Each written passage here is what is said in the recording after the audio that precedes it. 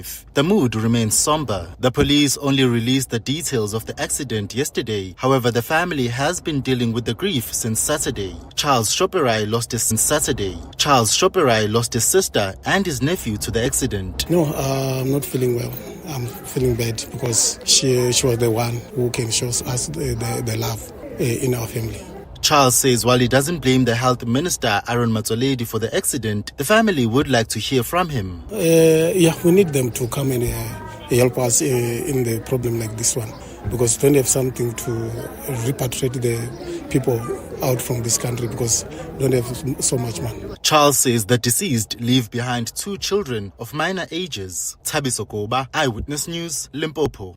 A senior officer from the National Intervention Unit has testified that he had heard that the 715 kilograms of cocaine found during a bust in 2021 belonged to senior intelligence official Feroz Khan. Steve Pakula says once more officers arrived on the scene, they arrested him and his colleagues for possession of the drugs. He is currently testifying at the Madlanga Commission of Inquiry. Among the officers to arrive on that day was General Khan, who has been implicated by several witnesses at the Commission for alleged corrupt activities. Khomotso Modise reports. Steve Pakula from the National Intervention Unit has testified that he was arrested and detained at the Johannesburg prison after being charged for the possession of drugs which he was investigating. He says upon his release on bail, Crime Intelligence Officer Feroz Khan met with him and reassured him that he believed in his innocence. Pakula has told evidence leader Deboa Musikiri that during that meeting, he told Khan of the rumors that the drugs which were found during the bust belonged to him. I'm just trying to understand that atmosphere, or is it called the bravery? I was still upset with the way I was treated on the scene, and maybe that explains the bravery that you're saying. Because I felt I was arrested for something that I didn't know. Pakula claims Khan laughed in response to the suggestion. Meanwhile, in a separate matter, Khan and Gauteng Hawks boss Ibrahim Kadwa were arrested and released on bail this week after being charged for the alleged illegal dealings in precious metals. Khomotso Modise, Eyewitness News. As part of its arguments in opposing bail in the case against MP Fadil Adams, the state has told the court that the accused has a personal vendetta against the political killings task team. Adams is facing 3 counts of defeating the ends of justice and 2 counts of fraud linked to allegedly interfering in an investigation into the murder case of ANC councillor Sindiso Makaka. He is accused of interviewing 2 inmates at the Westville prison who were suspects in that case without proper authorization. State prosecutor advocate Nogulunga Ngcobo says the MP has said a mouthful about the PKTT. The applicant's utterances and conduct indicate his resentment against the PKTT. Ngcobo says some of the utterances made are defamatory against the task team. He is presently charged with interfering with matters investigated by the PKTT. He has on numerous occasions made public comments that may be viewed as defamation of character against the PKTT and people he perceives are linked to the PKTT. Staying in the courts, former NPA boss and defense lawyer Sean Abrahams has accused the state of playing games in the case against prominent Mpumalanga taxi boss Joe Ferrari Sibanyoni. Sibanyoni is behind bars after police arrested him and 2 others on charges of extortion and 2 counts of money laundering. Police allege the group forced the businessman to pay large sums of money over a number of years. The accused have been making their first appearance before the Kwaggafontein Magistrates Court today, where the state seeks a postponement for a formal bail application. Speaking outside court, Abrahams criticized the state for what he described as a failure to communicate with his legal team ahead of the appearance. The state has been silent. They've been absolutely quiet. They've ignored our telephone calls. The investigating officer switched off his telephone. The director of public prosecutions didn't come back to us. And 6 men have been arrested in a joint operation by police in Serbia and Bosnia for allegedly producing and distributing child sexual abuse material. They're accused of contacting children aged 13 and 14 through social media networks, encouraging them to take images of themselves. According to police, the men asked the children to photograph themselves without clothing, giving them detailed instructions on how to pose. Police carried out searches at 4 locations in northern eastern Bosnia, including properties used by the suspects. Computers, mobile phones, tablets, memory cards and other data storage devices were seized during the operation. Gold is trading at $4,691.27 an ounce. The rand is at 16.47 to the dollar, 22.26 to the pound, 19.37 to the euro, and Brent crude oil is at $107.31 a barrel. At this stage, if you are heading towards Four Ways leaving Randburg, there's slow-moving traffic on the N1 northbound. This is between Malibongo Drive and Winnie Mandela Drive. Look out for those faulty traffic lights in Rand Park Ridge at Bayers Nodia and the N1, as well as in Kyalami at the R55 and Kenilworth. In your sport, Miguel Cardoso says the PSL rolled out the red carpet for Orlando Pirates as Mamelodi Sundowns' league hopes fade. Mandla Mashimbi backs Kayla Reiniger to shine at the T20 World Cup, and Pierre de Bruin to leave the Titans to take over as Netherlands women's head coach. It's a fine afternoon in Gauteng today. Temperatures have peaked at highs of between 22 and 25 degrees. The top story in EWN this hour, the family of the mother and child killed by the driver of Health Minister Aaron Motsoaledi say they haven't heard anything from the politician yet. EWN, in touch, in tune and independent. For the latest, visit ewn.co.za or download the EWN app. Joburg is more than just a city. It's an energy that connects us all. That's what makes this one so special. In 702, Josie My Josie Walk the Talk, hosted by the City of Johannesburg. Enter now on primemediaplus.com. You're with John Perlman on 702. Streaming on the Prime Media Plus app, DSTV channel 856, 92.7 and 106 FM.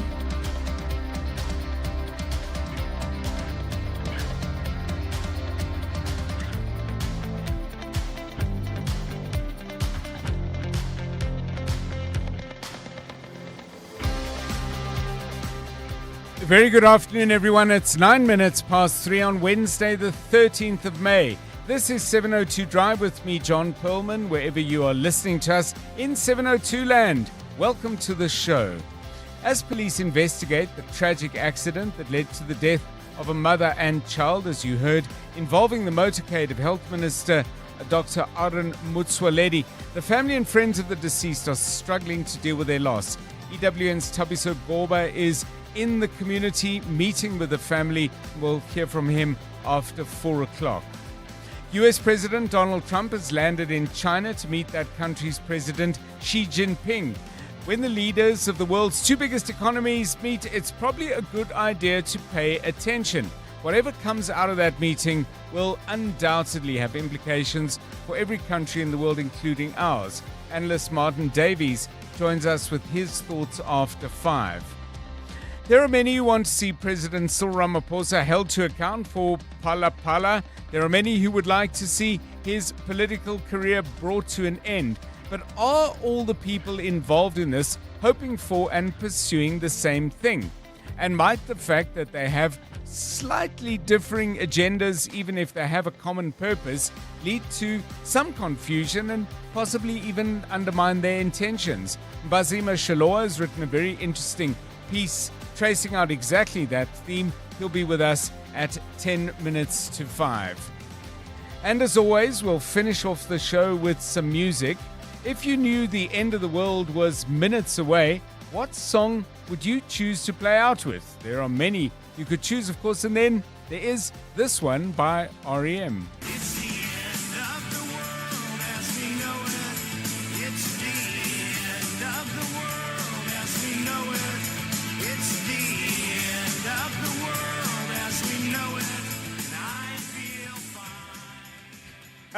I'm not sure we would.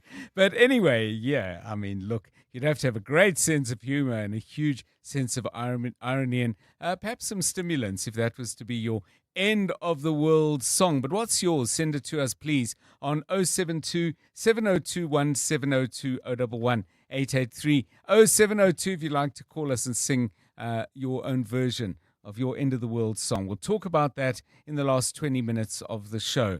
On the markets, the JSE's made a very small gain today with the all share up by 100 points. The big gains have been in resources, with that index up by 1.34%, but it's mainly been platinum stocks. Northam up 4.4%, Valterra by 3.9%, Implats by 3.4%. On the downside, the gold miner Pan African Resources has been hit by that $31 fall in the gold price, losing 4%. Property Group Redefine weaker by 3.5%.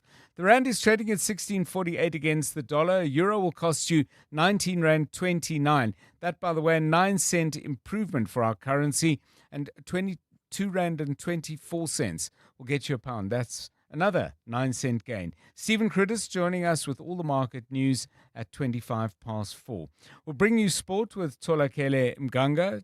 Pirates, Sundowns, seems to be a little bit of a squabble brewing there. If I heard Tolakele right, she's with us at 4:20. Karabo Chale has the traffic news, and Mbali Tlamini is with us at 3:30 once again with the very latest news headlines. This is 702 Drive. We are live in the place where you live. If it's happening in 702 land, which pretty much means anywhere and everywhere, we'll do our best to bring it to you first. But if there's stuff you know about, news that's broken in a place where you live, or in an ecosystem that you well plugged into and we don't know about it yet, please do get in touch. 072 702 1702 or 011 883 0702. And of course, you can use those numbers to raise any issue you like. By the way, you can watch us on YouTube. Just go to YouTube, type in John Perlman 702 Drive live, and you can not only hear us, but you can see us and see who's moving in and out of the studio. It's 3:13. 702. Let's walk the talk. Moving into the studio, Jonathan Fairbairn, a very good afternoon to you. You've got news for us of a TV show making a comeback. Tell us. Afternoon, John, and afternoon to the 702 family. So, I mean, I don't know if you remember the show Baywatch. I think it was early 90s in South African televisions with David Hasselhoff, who played Mitch Buchanan. Pamela Anderson played the character of CJ, running in their red costumes on the beach, white sandy beaches in Los Angeles. But they always seem to be running really slowly. I mean, with all that running, you'd have thought they'd get fit and be able to run faster. I think some of the slow-mo was very strategic. Okay. But won't go any deeper into that one because this is a family show. But yeah, I mean, it was a great show, really, in the 90s. I mean, I remember I was young in the 90s and watching it, and many people would watch it as well. And there were some iconic scenes and episodes. And I mean, I don't know when it came to an end, but it did. And now Fox News are going to reboot the show.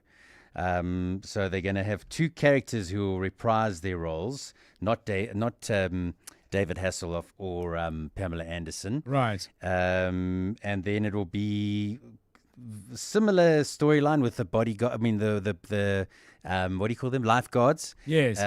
But it says it's going to be a soapier, juicier narrative centering on the Los Angeles County lifeguards. And it'll focus a little bit on Hobie Buchanan, which was Mitch Buchanan, David Hasselhoff's son in the show.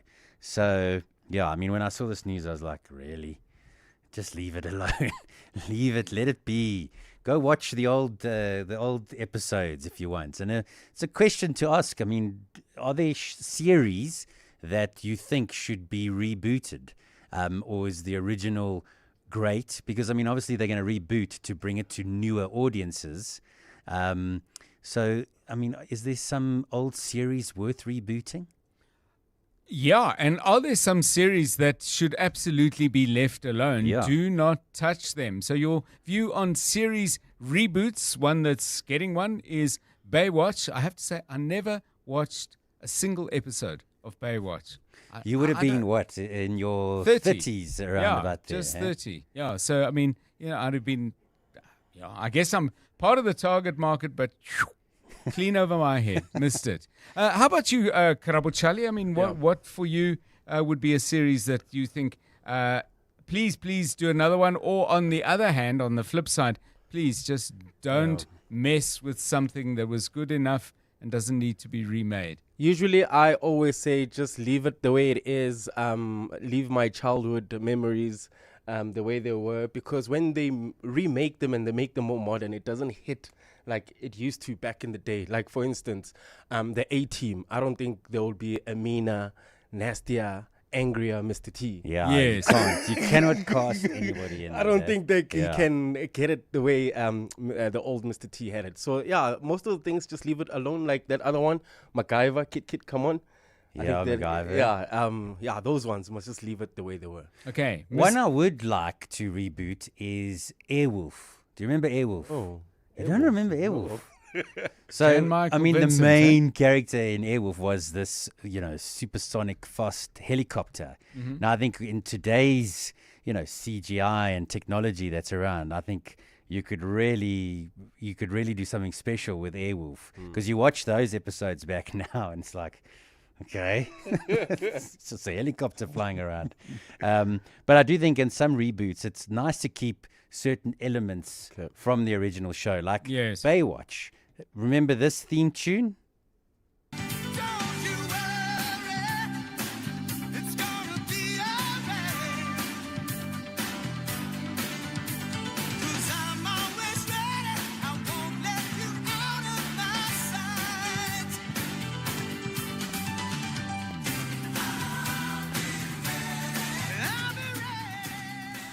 Yeah, that's it. I mean, Just if I'd picture- heard that music, I might have watched it. Man. Just picture David Hasselhoff running on the beach with his hairy chest. Yeah. Running into the ocean, saving. You haven't watched it, but No. I'll send you an episode. Send me an episode. I'll have a look and give cast my critical, much, much older eye over it. I missed it when I was 30. TV series that you would love them to do a remake of. And this one interests me more, to be honest. TV series that just absolutely don't touch them. Leave them well alone. They were great when they were great, and now we're done. Your thoughts, please, on 072 702 1702 and 011 883 0702. 19 minutes past 3. John Perlman On 702. 3 to 6 p.m. Karabo Charlie Traffic, the remake. What's today's episode all about? Well, at this stage, things are not looking too bad at the moment, but there's a stationary vehicle I see there in the Randburg area, John, on the N1 northbound before Winnie Mandela Drive, already causing some delays from Malibongwe Drive. Traffic lights still not working. Rand Park Ridge, Bears, Nodia, and the N1 North. And there's also traffic lights out of order in Bramley at Collet and the M1 North. If you come across any other traffic issues, kindly WhatsApp us on 072 702 1702. You're with John Perlman on 702. Let's walk the talk. 20 minutes past 3 now. Let's focus on the court appearance of the Member of Parliament from the National Coloured Convention Party, Fadil Adams, appearing in court today. And Nhlanhla Mabaso is keeping track of what's become quite an intricate conversation in the courts, from what I can gather. Nhlanhla, very good afternoon to you. Where do we stand so far? What has the court concluded, if indeed anything yet? Nhlanhla, very good afternoon to you. Good afternoon, John. Can you hear me now? Yes, we can hear you now. Fadil Adams, leader of the National Coloured Congress. Let me just quickly correct the name of the party that I used a moment ago. Where do we stand with the court proceedings now? We're waiting for the defense, John, to take to the stand. Remember, the state had to present the affidavits by the investigating officers, as to why they are opposing bail in this matter. They've cited things like his behavior towards the criminal justice system, towards the court. They've cited a previous court order by the Cape Town municipality where he basically said defamatory words about the municipal manager, who then made criminal charges against him. There was a court order ordering him or compelling him to take down those social media posts. The court says that he did not adhere to those particular orders. So today, what was intriguing rather was when the state presented what they say were his utterances against the political killings trust team. They believe he has a personal vendetta against the unit. But surprisingly, John, as we are currently sitting here, the guy who was known to be the protector of a suspended Deputy National Commissioner for Crime Detection General, that's Shanik. He just arrived in court here, causing a bit of a scene, commotion, referring to people that this is Mkhwana's stock sale, he likes drama, Mkhwana's this, Mkhwana's that. But the proceedings have since been adjourned. We are expecting the defense, which is Yuri Kangai, a former senior state prosecutor, who came in on record today saying that he's now representing the accused before court, the member of parliament. So we're yet to hear as to what he's going to present against the state case, with the state saying that, look, they don't want this guy released on bail, saying that he has already, even before his arrest, threatened witnesses in the Makaka case. They say, should he be released, he remains a risk to all witnesses in the matter, especially with the matter going on trial next week, John. I mean, one of the things that always gives us kind of interesting clues to a court matter that has the kind of wider political and social significance of this one, Nhlanhla, is who's there observing, who's there in support, and so on. I mean, who's in the court today that we ought to know about? It's a very packed courtroom, like I've mentioned, John, with his family in the main coming to support him. But the only figure that has drew attention since is the person that I'm mentioning now, the guy is known as Shanik, who has appeared on TV several times. You'd recall that he had that firearm issue, but again appeared on TV known as to be the protector of General Shedrack Sibiya at some point. He's the notable figure who just arrived now, but we do know that the leadership for the National Colored Congress is also inside court in support of their leader. But we do know that there are also a lot of seasoned investigators who are working not on this case particularly, but on the Cindy Somakaka case. This includes the lead prosecutors in that matter, that's Advocate Lawrence Jaba, Advocate Elvis Twega, who have been covering major political killings-related cases, including the matter of AKA, among others. Those are the people who are here in court. We do understand they're here to just listen in as these two other state prosecutors, advocates, Noblunga Ngobo and Zwelethu Mata, bring this particular matter to court. They basically say that although John at first, they had no intention to oppose bail for Adams, but they're saying based on things he said about the criminal justice and the team itself, they say they will now be opposing it. We are now expecting that after these affidavits have been presented to court, they will now start to argue on the bail. Thanks so much. Nhlanhla Mabaso down in the Pinetown Court. It's 24 minutes past 3 o'clock. John is on X. At John Perlman.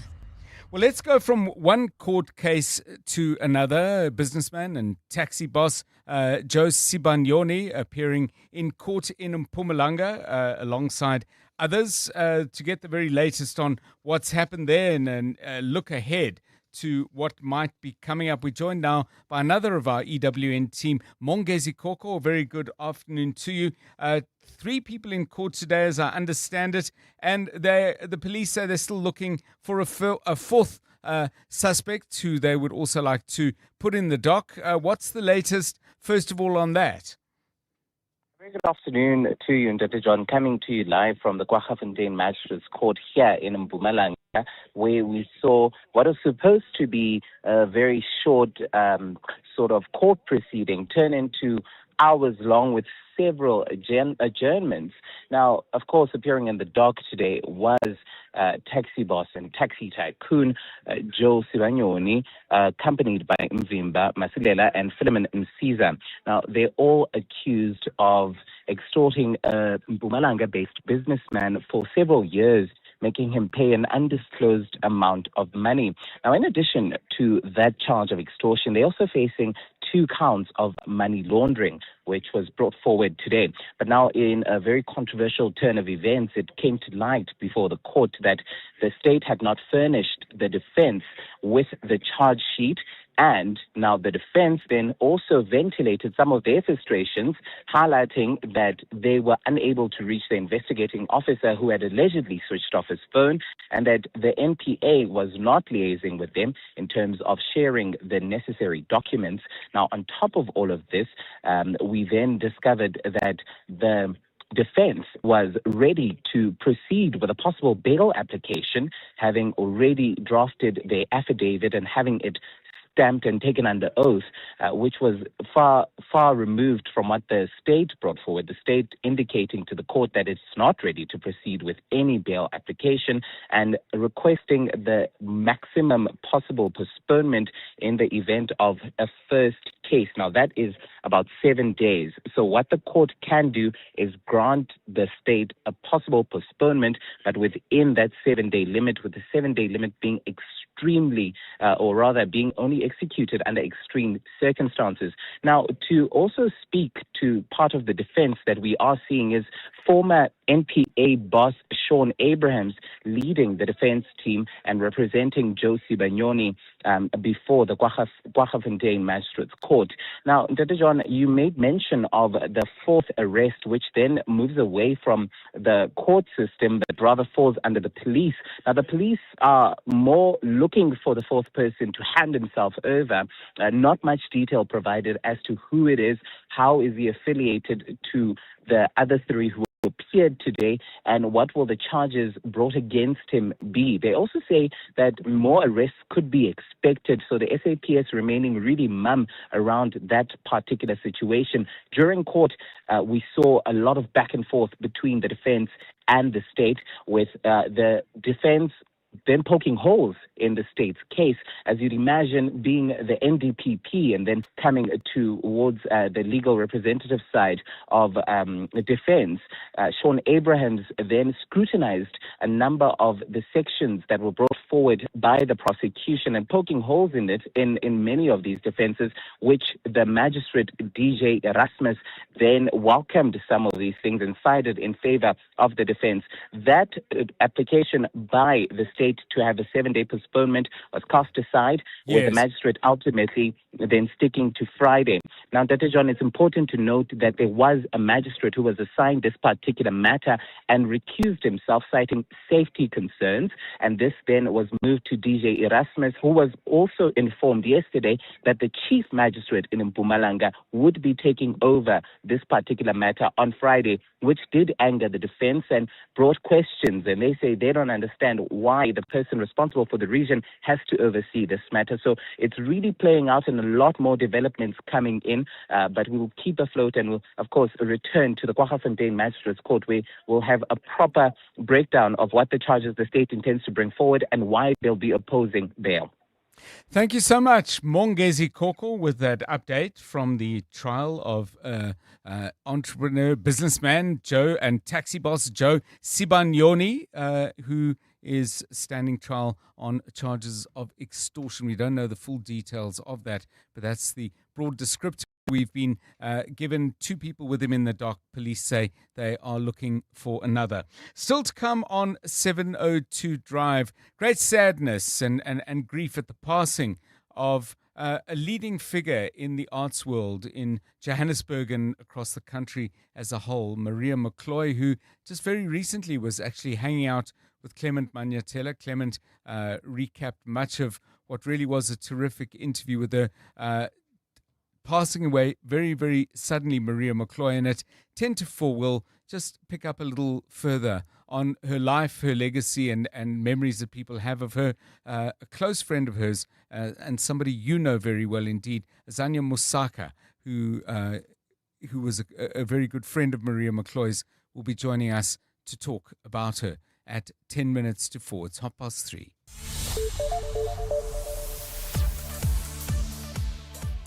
Very latest eyewitness news now with Mbali Dlamini. Good afternoon. Thanks, John. Good afternoon. Alleged underworld kingpin Vusimuzi Matlala will continue to be detained at the Hoshimampuru prison until his next court appearance. Previously, Matlala was being held at the Ebongweni prison in Kokstad, which is the country's only supermax prison. Today, he appeared for the first time alongside suspended National Police Commissioner Fani Masemola and 12 other officers. They face charges related to a multi-million rand tender fraud case linked to Matlala's Medicare 24 company. The matter was postponed to June 26 for further probing of the financial statements. Prosecutor Santos Manilal. There's a further phase after the consultative process with Mr. Matlala, possibly plea negotiations, and it would be best, Your Worship, that Mr. Matlala remain at Hoshimampuru so that we can conclude all of those aspects.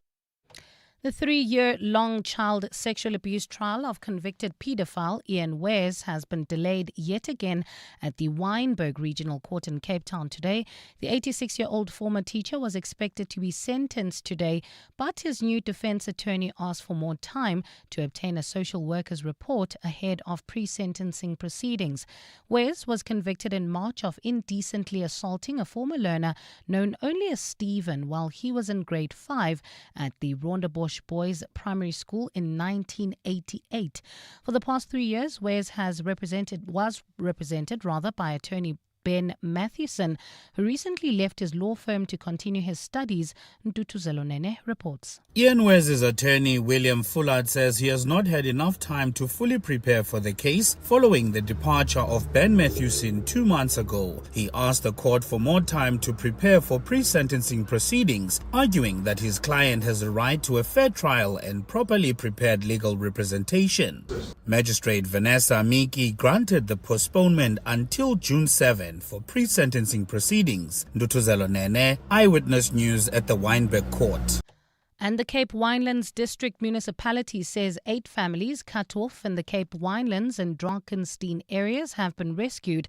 Officials made contact with one family on Sunday that reported that they were safe despite rising water levels along the Gleinberg River, which swelled due to a canal draining into it. Spokesperson Joanne Otto says the situation escalated rapidly yesterday as the river rose significantly. She adds that the families will receive meals and warm blankets as part of support. After 3 nights of rain and icy temperatures, the NSRI, SAPS and the Cape Winelands District and Drakenstein municipalities have successfully reached and evacuated the 8 families who were isolated by rising floodwaters. But due to multiple emergency rescues across the district, the NSRI Swiftwater Rescue Team was only able to reach the families this morning.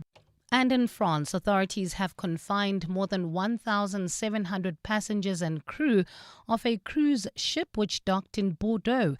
That decision was taken after a passenger died from suspected norovirus. Norovirus is an illness which causes vomiting and diarrhea and is highly contagious. It spreads primarily through contaminated food or water and close contact with infected individuals. According to French officials, a 90-year-old passenger has been confirmed dead from that cruise ship, while about 50 people are showing symptoms. It's a fine afternoon in Gauteng today. Temperatures have peaked at highs of between 22 and 25 degrees. Heading towards Fourways, we still have that stationary vehicle in Randburg on the N1 northbound before Winnie Mandela Drive, causing delays from Malibongo Drive. Linwood also expects some delays on the N1 northbound between Atterbury and the Proof Plus interchange. The top story in EWN, alleged underworld kingpin Vusimuzi Matlala will continue to be detained at the Hoshimampuru prison until his next court hearing. Aubrey Masango. Weekday evenings, 8 to midnight. Public protector coming out and saying if you insult the public protector's office, the public protector and the deputy, you're liable to face a 40,000 rand fine and perhaps even some jail time. Somebody's going to say, hey, this is in Saudi Arabia.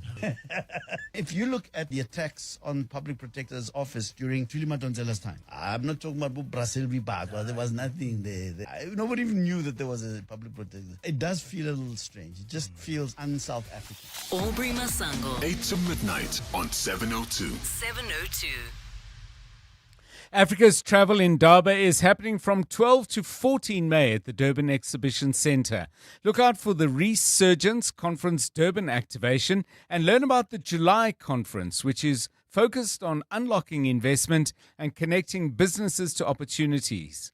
Hosted in partnership with USA partners, Resurgence is where innovation, tourism and growth meet. Visit stand DEC 1H41. That's DEC 1H41. This message is brought to you by eThekwini Municipality. The world is moving fast. Consumer mindsets and preferences are changing in real time. AI is creating new rules and timelines are shorter than ever. At Plus 94 Research, we help leaders reduce uncertainty.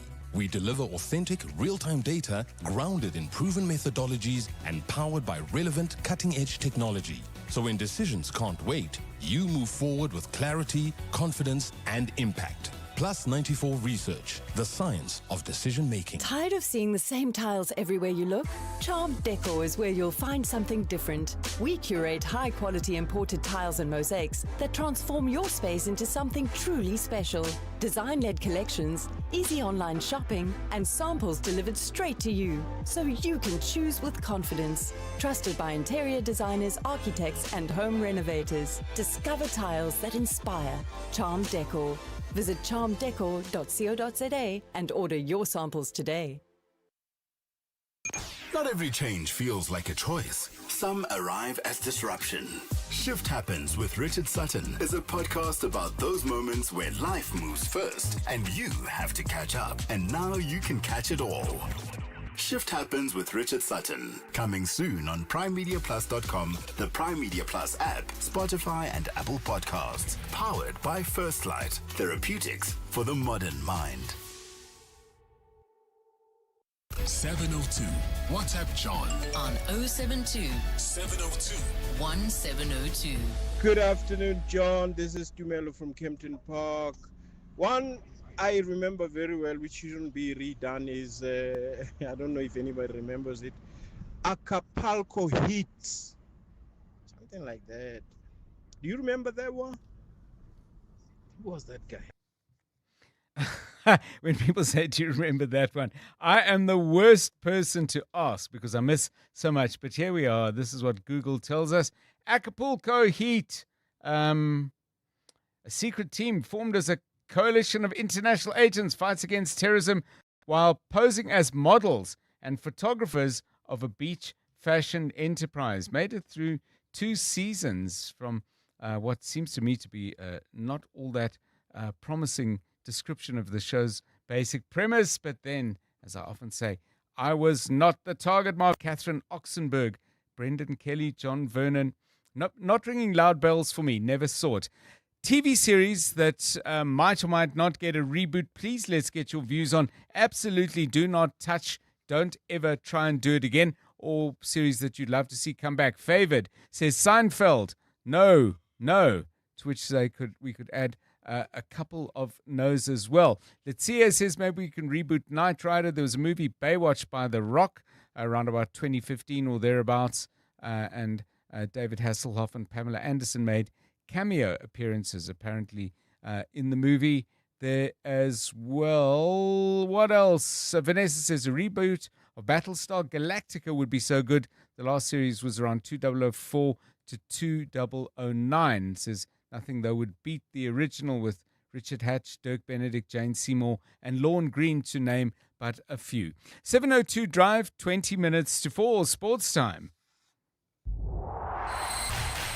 EWN Sport. Tola Kelly, what's Miguel Cardoso trying to say? I mean, were there options in the scheduling where the PSL could have done it differently? Absolutely not, John. And he believes that Mamelodi Sundowns were beaten by the PSL's fixture scheduling, with their 8-year reign as league champions set to come to an end. The Brazilians suffered a 3-2 loss to TS Galaxy last night, but maintained a 3-point lead at the top over Orlando Pirates. However, it's the Buccaneers who are in the driving seat in the Betway Premiership title race, as they still have 2 games left to play. Let's see in the future if someone has to play 21 days, 7 matches and try to deal with it in the best way. So I think we were beaten not by whoever, but by the calendar. I knew that it would be very tricky. I think that it was clearly discussed in which conditions we would finish this championship. And I think it's clear for everybody that the situation regarding players, availability of players, capacity to be on the best moment is not the best. So we are struggling clearly. Manchester City will look to keep alive their slim title hopes when they take on Crystal Palace in the Premier League tonight. City come into that game 5 points adrift of leaders Arsenal, who claimed a 1-0 win over West Ham on Sunday. Pep Guardiola has discussed if that result was a nail in their title aspirations coffin. Thinking what we have to do to always, I learned from my career as a manager, is when you cannot control is forget about it, is to do better. What we have not done better this season, to arrive in better position to fight from the Premier League, that we are still fighting, and Crystal Palace. Mandla Mashimbi has backed Kayla Reiniger to be one of the breakout stars at the T20 World Cup after she was named in the Proteas women's squad for next month's tournament. Reiniger made her international debut earlier this year and has scored 159 runs in 7 innings and also claimed 5 wickets. You know, she's definitely showed a talent with opportunities that was given to her. And she's definitely somebody that's definitely going to go and rock the world.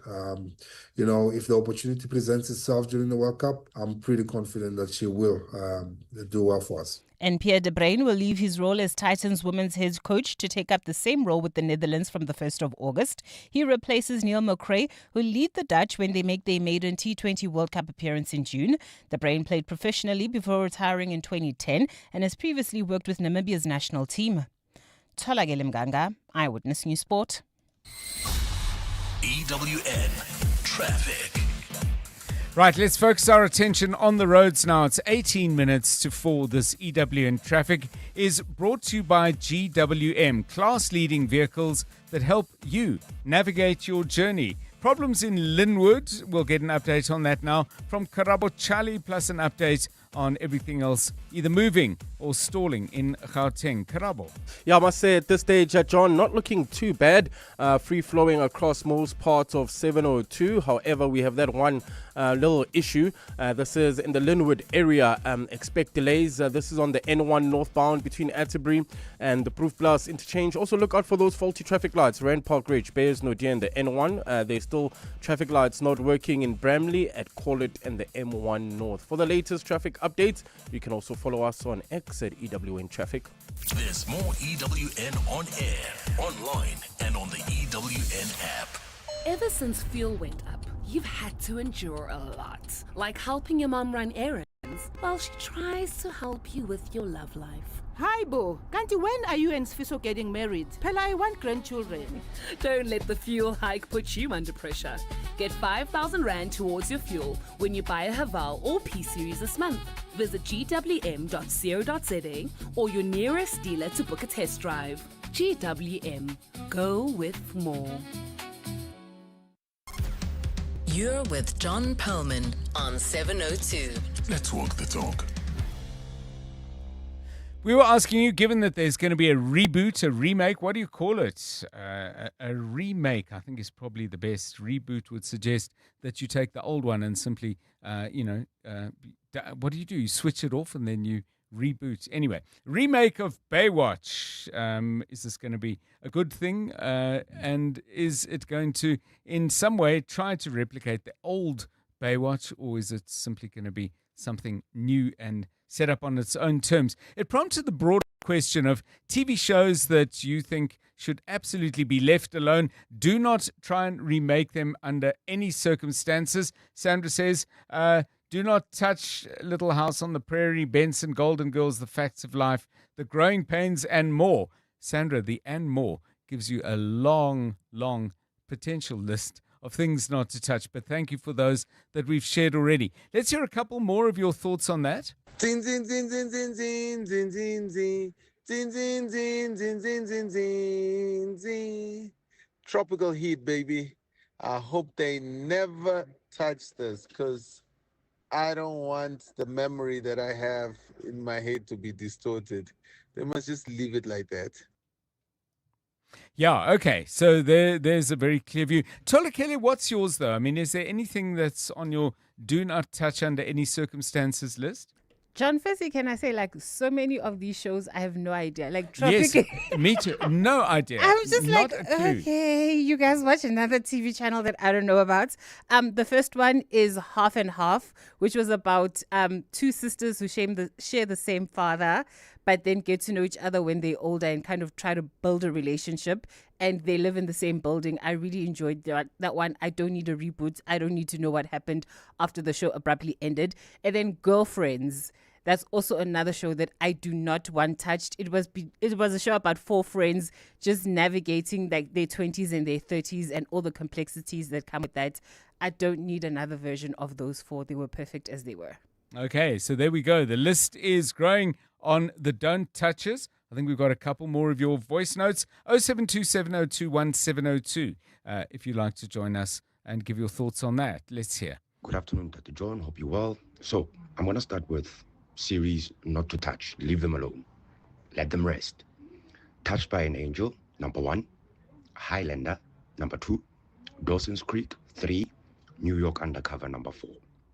However, I'm very intrigued into seeing what the outcome would be if a series back in the days called Lisilo would look like, especially with the advancement of CGI.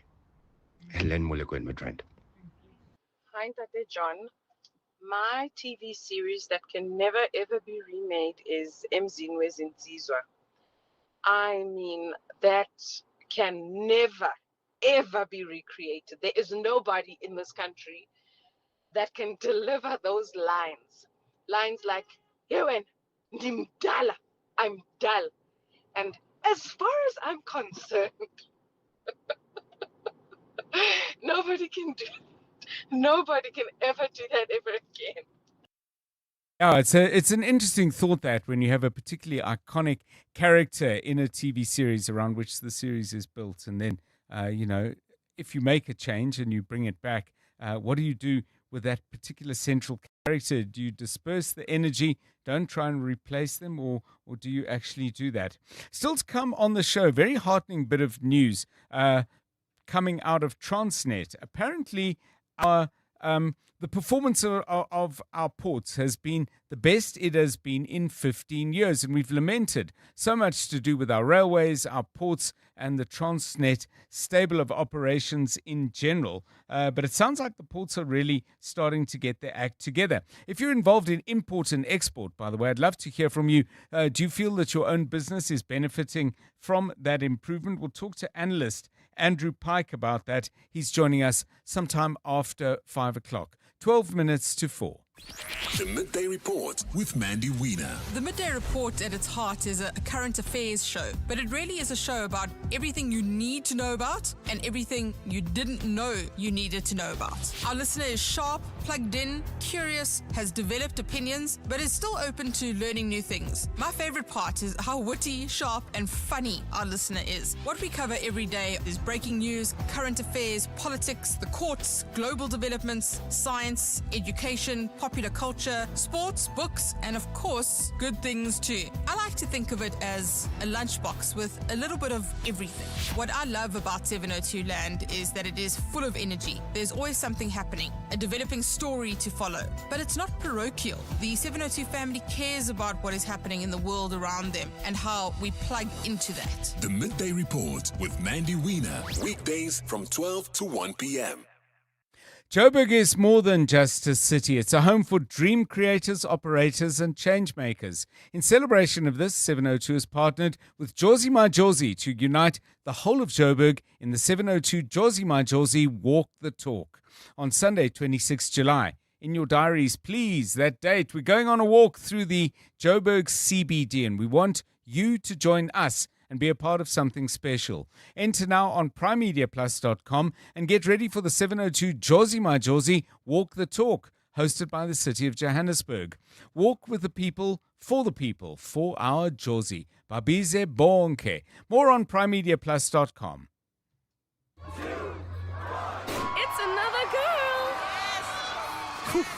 Families multiply, fees shouldn't. With Ultimate Banking, you get support for every chapter. Get discounted banking for your spouse and give each of your children a head start with a Mega U account. Because as your family grows, your banking should keep up. Apply online. Your story matters. ABSA. Terms and conditions apply. ABSA is an authorized financial services provider. In the world of finance, manufacturing, and mining, automating business processes is a crucial factor in stimulating an organization's growth and bottom line. Zoe Projects and Consulting, a specialized process engineering and automation firm, offers comprehensive data and business systems analysis to optimize your company's processes, to save time, reduce costs, and better efficiency. Go to zoeprojects.co.za and get in touch with Zoe Projects and Consulting today. You're with John Perlman on 702. Let's walk the talk. 9 minutes to 4. Well, there's been a real cloud of sadness over anybody and everybody involved with culture and music and fashion and radio and DJing and so much more. This on the news of the passing of Maria McClo. Some of you may have listened to her hanging out with Clement just a few days ago, and Clement picked up on things that they shared during that interview. And made the point that when he invited Maria to come on, she said, well, why do you want to have me on the show? Clement was reflecting on that today, and he was making the point that somebody who was not necessarily famous in the sense that that word is often used, but nevertheless was present and involved in the lives of so many people, and most crucially, incredibly impactful. Our condolences go out to the many friends and, of course, the family of Maria McClo. Let's reflect a little bit on who she was and what she did in what has been an all-too-short life. Zanya Musaka, you know her well, formerly with us on 702, hosting the show between 1 and 3, and a good friend of Maria McClo's. Zanya, a very good afternoon to you, and condolences to you on the loss of a close friend. You could probably hear I'm struggling to describe what Maria did because she did so many things. What was the source of this, what appears to be almost unlimited energy? Afternoon, John. Really drawing a deep breath because today's been quite a shock. Got the news last night, and really this been spent with people comforting each other and trying to make sense of news and the reality that Maria is no longer with us. Condolences to her mom and her sister. Okay, we're just struggling with the quality of the line to Azania, and we most certainly want to make sure that we get on as good a line as possible. I'll just let you know what we're going to be chatting to former Gauteng Premier Mbazima Shilowa about. He's written a very, very interesting column about Cyril Ramaphosa, President Cyril Ramaphosa, and the situation he is currently in, obviously in regard to Phala and what the Constitutional Court has said and his own response. And the headline on his column is Wounded But Not Fallen, Ramaphosa and the Divided Buffalo Hunters. And it's an intriguing piece in which he explores the varying motives of the many people who would like to ensure that things for the president get significantly worse. Mbazima Shilowa sharing his thoughts with us at 10 to 5. Let's bring Azania back. Azania, you were just talking, and you can pick up from there if you will. Sorry about the line. That it's just been a day of extraordinary difficulty, and as you put it, shock. Back to you. Yeah, thank you, John. You were asking about her absolute energy and what made her do all these things that she loved so dearly over the years. I mean, Maria was a force. Partnered with Kutlwanos Kosana and Zino Reva, they formed this platform, Backrage, that helped to give me an opportunity in the industry. I'd met her in Yeovil, and from the beginning, she was just an authentic person who was really grounded, rooted. She loved the culture in Hillbrow, in Yeovil, in Berea. You know, those were the areas where young people used to hang out, and she was one of those young people who was at the heart of it. And when they formed Black Rage Productions in 1996, I'd just come back from the UK, right. And she said to me, we are bidding for this great show, Week's Grades at BBC, but we are untested, so we need to shoot the pilot. And she said, would you shoot the pilot? We don't have any money. And we did. We shot the pilot. They got the commission, and Basic was born. And from then on, they went on to do extraordinary things, lots of several shows, and of course, the record label. But it's because she loved arts and culture. At the heart of it, she was a journalist, a storyteller, and Right. she used various means to be able to do that. And she did that with aplomb and absolute success. It sounds like one word we could use to describe her is enabler, in that so much of what she did seemed to be about bringing out the best in other people. Yes, there was her own creative output through fashion, but, you know, in an interview with Clement, for example, she was talking about how so many of the people who, you know, actually produced stuff she designed were in the inner city. Everything she did in that regard seemed to be very intentional. Today, Johannesburg has lost a champion, a champion for urban renewal, a champion for a return of safety and a support of all the people who make a living out of the city. If she was a regular in the city, you would be just astonished by the sorts of things that she discovered, the different corners she ended up in, and what she would come back with and what she would turn that into, you know. So a bit of an alchemist in terms of how she would just see things that would transform to something that is of value, something that is culturally just so and artistically so beautiful. And Maria really loved the city. She lived in Westminster Mansions when people were moving out of Yeovil. Right. She stayed there for many years. When the building burned down, she was its biggest advocate as to why it needed to be rebuilt, and she told her stories of the residents that lived there. And she just lived her life in every regard that way. She was a collaborator, Yes. whether it was talent from our generation or new talent. Maria always was behind people. When she was promoting shows, you knew you had a champion working Right. with you, someone who would do her very best to make sure that those seats were full and that the right audience came to see your work. And she did that with absolute passion and consistency.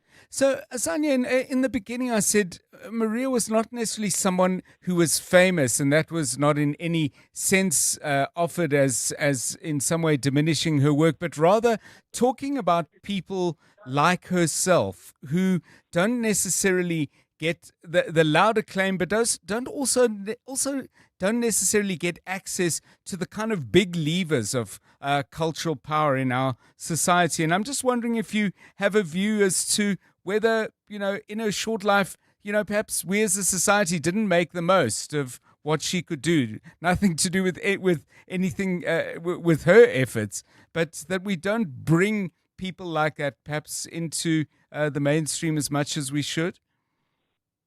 I hear you, John, but I also think that her impact was made for the very people that maybe aren't in the boardroom. Right, right. You know, yeah. So she stayed with people and was their champion in the for that, but never ever became part of the boardroom and the big machinery. You know, she played a part in impacting the big machinery, but at the heart of it, I was a cheerleader. The wind and making sure that people got in front of the right stages or on the right stages. And there is a role for people who are behind the scenes, who are absolutely and completely dedicated, who don't crave that limelight, and who get a lot of pleasure from watching others succeed, you know, how others win at the end of the day from their involvement. And I think Maria was one of those people. When we did Basic, for instance, there was incredible creativity. They ran an office out of Norwood. It was a house full of young people with big dreams at a time when South Africa's artistic energy was at a fervor with Kwaito being born and everything else. And from then on, not just her, but Kutlwano and Zino, all of them embodied that spirit of wanting talent shine, of wanting the people who should be at the forefront be at the forefront. And I would sum it up as that. Yes. That she was famous. To us, she was famous. Yes, you know, the idea yes. that she wasn't famous. If Maria had a finger on the pulse, and if she put you onto something, you trusted it. So she was a cultural curator. She was a maven. just all these things that brought culture to life. You know, she she gave access. And I think that's not something that you find every day. And she gave access without wanting or asking, or it wasn't a transaction. It was because she loved you and she loved her work and enjoyed her work. So she gave access ultimately. Yes. Thank you so much, and condolences once again to you, Zania Musaka. Thank you for sharing with us, and everyone else whose life Maria McClo touched and who are feeling the deep, deep sadness of her passing. It's 4:00. This is EWN. A family that lost 3 loved ones in Bela seeks assistance, and taxi boss Joe Sibanyoni remains behind bars as his case is postponed.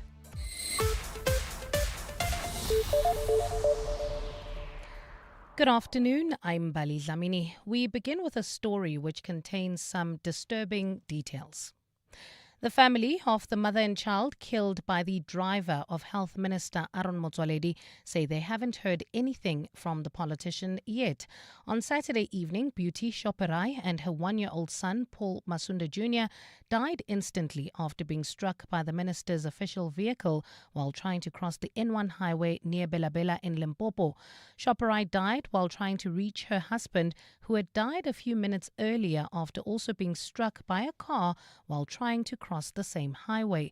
Tabisokoba reports. While friends and family fill up the Masunda household in Bila Extension 5, the mood remains somber. The police only released the details of the accident yesterday. However, the family has been dealing with the grief since Saturday. Charles Shoperai lost his sister and his nephew to the accident. No, I'm not feeling well. I'm feeling bad because she was the one who can show us the love in our family. Charles says while he doesn't blame the health minister, Aaron Motsoaledi, for the accident, the family would like to hear from him. We need them to come and help us in the problem like this one, because we don't have something to repatriate the people out from this country because we don't have so much money. Charles says the deceased leave behind 2 children of minor ages. Tabisokoba, Eyewitness News, Limpopo. Extortion accused taxi tycoon Joe Ferrari Sibanyoni will spend the rest of the week behind bars after his case was postponed to Friday for bail proceedings. Sibanyoni appeared before the Kwaggafontein Magistrates Court today alongside 2 co-accused on charges including extortion and 2 counts of money laundering. They're related to a complaint by a Mpumalanga businessman who alleges the trio demanded money from him over an extended period before the matter was reported to the Kwaggafontein police station. Sibanyoni has previously been linked to alleged underworld figures during testimony before the Madlanga Commission, but the case before the court does not relate to the Commission's work. Both the state and the defence agreed to the postponement as the group prepares to formally apply for bail. Magistrate DJ Erasmus. It has been postponed until Friday, 15 May 2026 for the presiding officer and also for the bail application at least to commence. An officer from the National Intervention Unit has struggled to explain his involvement in a major drug bust that has taken centre stage at the Madlanga Commission. Warrant Officer Steve Pakula has been testifying about the 2021 bust where 715 kilograms of cocaine were found. He claims he was called by a colleague to support the processing of the scene, but was later arrested by senior police officers who arrived on the same scene facing charges of drug possession. But Pakula, who testified that he had little experience in drug busts and did not ordinarily work in that field, has been asked why he agreed to assist his friend Maruma Mahane, who also faced tough questions while testifying at the commission yesterday. Commissioner, I honestly assisted because I was available and there was no like and I seek permission and it was granted. That's the only reason why I could say I attended. The Electoral Commission has given Parliament's Appropriations Committee the assurance that it will not be short of money to execute the November local government elections.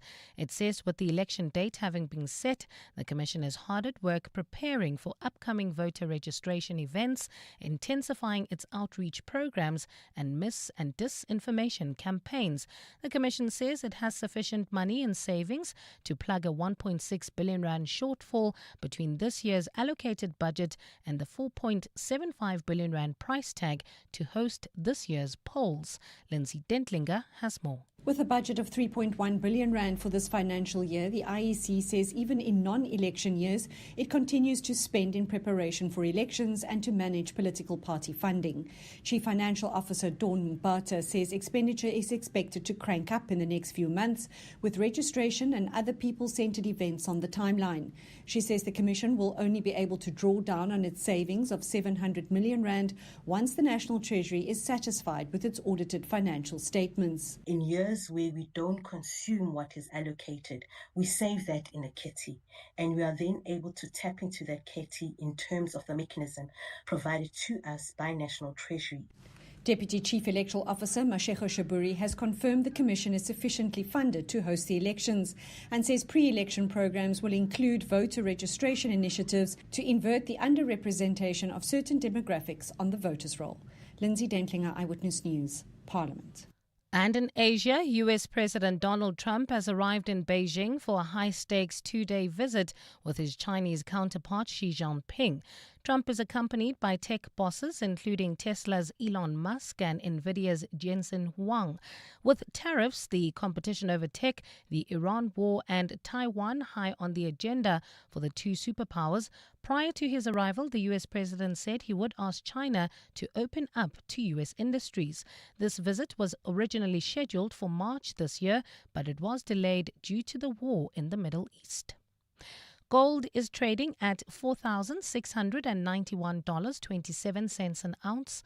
The rand is at 16.47 to the dollar, 22.26 to the pound, 19.37 to the euro, and Brent crude oil is at $107.31 a barrel. Midrand, bumper-to-bumper traffic heading towards Centurion. That's the N1 northbound from the McClo interchange all the way to Samrand in the Joburg CBD. Peak hour traffic. M1 south from Jan Smuts to the Crown interchange and in Onderstepoort. Roadworks causing heavy delays. This is heading towards Linwood on the N4 eastbound between Roslyn and Bravery Road. In your sport, Miguel Cardoso insists it wasn't a bad Betway Premiership season for Mamelodi Sundowns, with Orlando Pirates now the favourites to clinch the league title. Southampton to take on Hull for a place in the Premier League next season. And Rassie Erasmus names a 40-man Springbok squad for a second in-person alignment camp. A fine and chilly Thursday in store for Gauteng tomorrow. Johannesburg drops to overnight lows of 7 degrees, peaking at a high of 21. Pretoria 8 and 23 and Vereeniging 6 and 21 degrees. The top story in EWN, the family of the mother and child killed by the driver of Health Minister Aaron Motsoaledi say they haven't heard anything yet from the politician. EWN, in touch, in tune and independent. For the latest, visit ewn.co.za or download the EWN app. On Sunday, 26 July, 7:02 Josie My Josie Walk the Talk unites us all in the iconic Joburg CBD. 7:02 Walk the Talk. Abize bonke. Enter now on primemediaplus.com. 7:02. Drive home with John Perlman. John Perlman, 3 to 6 p.m. on 92.7 and 106 FM. Let's walk the talk. 7:02 Drive, it's 9 minutes past 4. Good to have you with us on this Wednesday. Nice clear day in Joburg.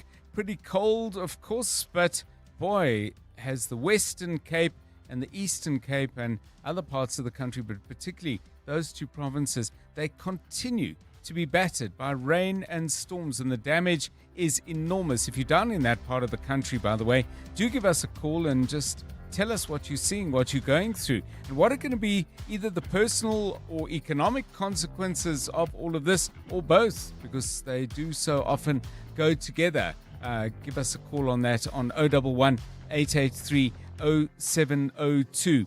Coming up on the show in a moment, we're going to spend some time with Thabiso Gorba, our EWN reporter colleague who is out in Limpopo, following up on, you heard him talking there, his conversations with the family of the mother and child killed in a crash involving official vehicles in a convoy that was transporting Health Minister Dr. Aaron Motsoaledi.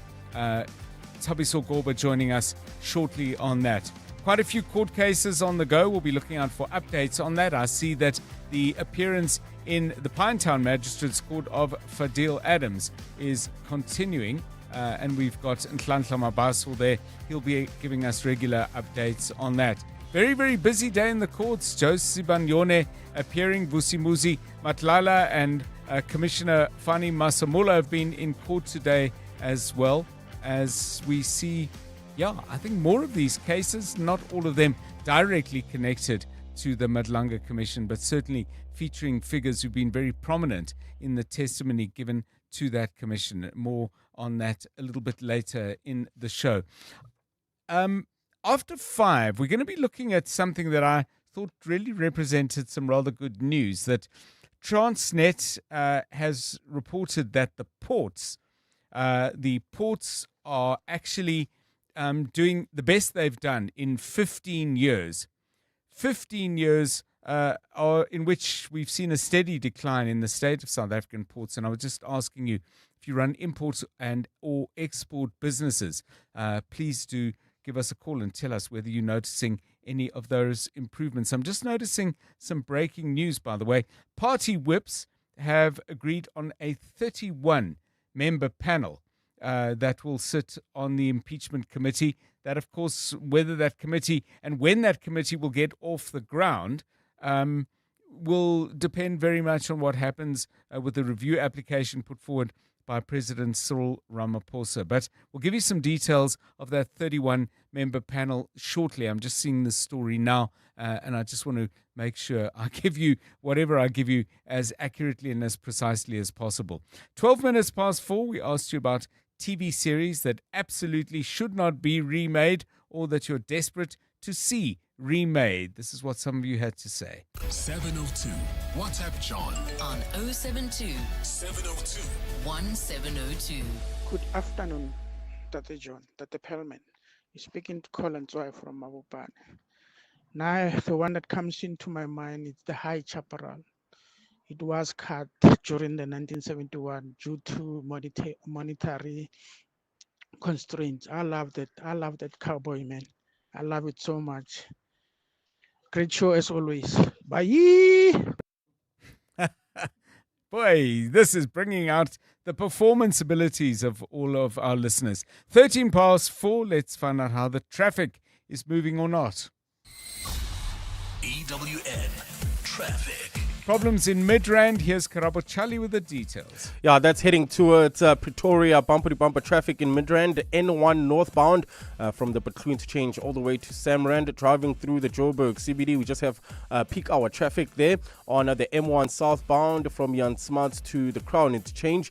In Onderstepoort, Pretoria roadworks causing heavy delays. N4 eastbound between Roslyn and Bravery Road. That's delays heading towards Montana. In Linwood, also expect some delays on the N1 northbound from Atterbury to the Proof Plus interchange. To report any other traffic issues, kindly WhatsApp us on 072 702 1702. There's more EWN on air, online, and on the EWN app. 702 Breakfast with Bongani Bingwa. My show is about getting you informed by the time you get to the office, your place of business, or wherever you need to go. Hopefully you have a fairly good idea what's happening in Johannesburg, in Gauteng, and around the world. We want you to be part of those water cooler conversations, and you will be part of those conversations because you'll be a better informed citizen. What I like about the 702 family and 702 land is the ecosystem that we have built, the community. It's all about connection because we may be different, but ultimately the people you talk to and the people you hear are facing issues just like you. 702 Breakfast with Bongani Bingwa. Weekdays from 6 to 9 a.m. You're with John Perlman on 702. Let's walk the talk. Right, let me just give you some details then of what has been agreed in regard to the composition of that Section 89 committee that will sit to determine whether there is prima facie evidence to institute impeachment proceedings against President Cyril Ramaphosa. This, as you know, I'm sure, over Phala. The committee will consist of 31 members. The four biggest parties will share 19 seats between them. Now, the formula that is used is generated by the representation that those parties hold in Parliament. So out of the 31 seats, the ANC will have 9, the DA 5, the MK Party 3, and the EFF 2. The other 12 seats will be shared among smaller parties, but for various reasons that I'm not sure I completely understand, but we'll dig into it. The PAC and Good will not be represented on the panel. So that's what we know. We're going to try and get somebody to spell out a little bit more clearly how they arrived at this decision. But it's an important step forward, I think, on this particular long, winding and, dare I say, potholed road. 16 minutes past 4. You're with John Perlman on 702. Right, let's now engage with our EWN colleague Thabiso Goba. You've been hearing from Thabiso in the course of the day as he's reported about his engagements with the family of the two people, mother and child, tragically killed on the N1. This as a result of vehicles in the convoy that was transporting Health Minister Aaron Motsoaledi crashing into them as they looked to cross that highway. Thabiso, a very good afternoon to you. Just to set the scene, where have you been and who have you spoken to? Good afternoon. Good afternoon, John. We just came back from Bila in Extension 5. That's obviously in Limpopo. It's not too far away from here, so that's why I can come back to the studio. But we have been speaking to the family of the mother and child that passed away. We know that yesterday the police released a statement saying that the convoy that is by the Minister of Health, Mr. Aaron Motsoaledi. It was involved in an accident on Saturday night and 2 people died. And that's obviously IPID is investigating the matter. So we were there speaking to the family, and we also spoke to some eyewitnesses who did have a bit of information. What if the family told us, people who might have missed your contributions to the news bulletins, fill in those details, Yes. for people who might not have heard your updates. So it's a tragic story, John. It starts with the mother.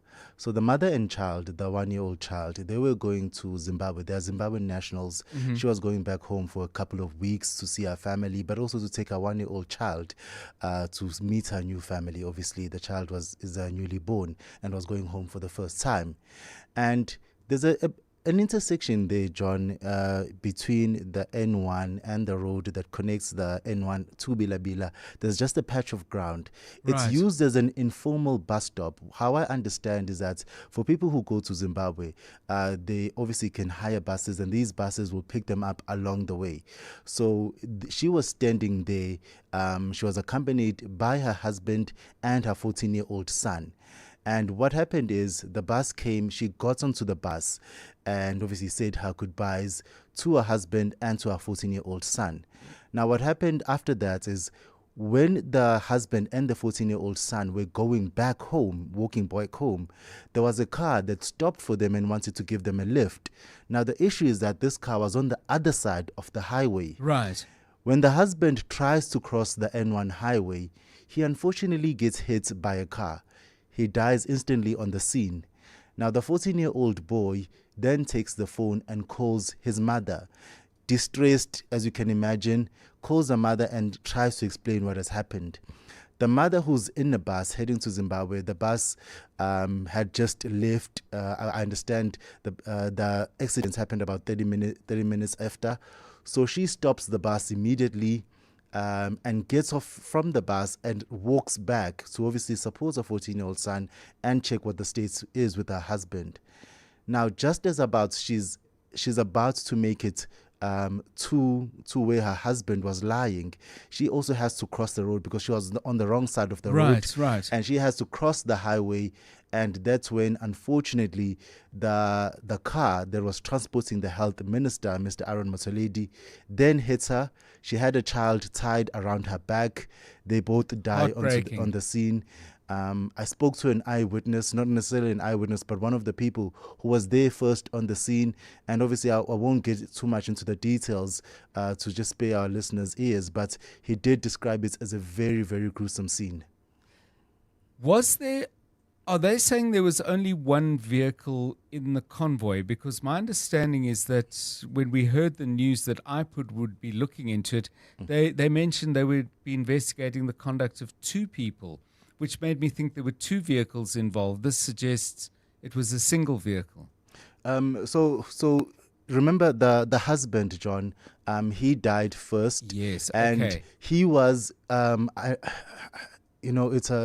it's a terrible turn of events, but he was hit by an off-duty police person.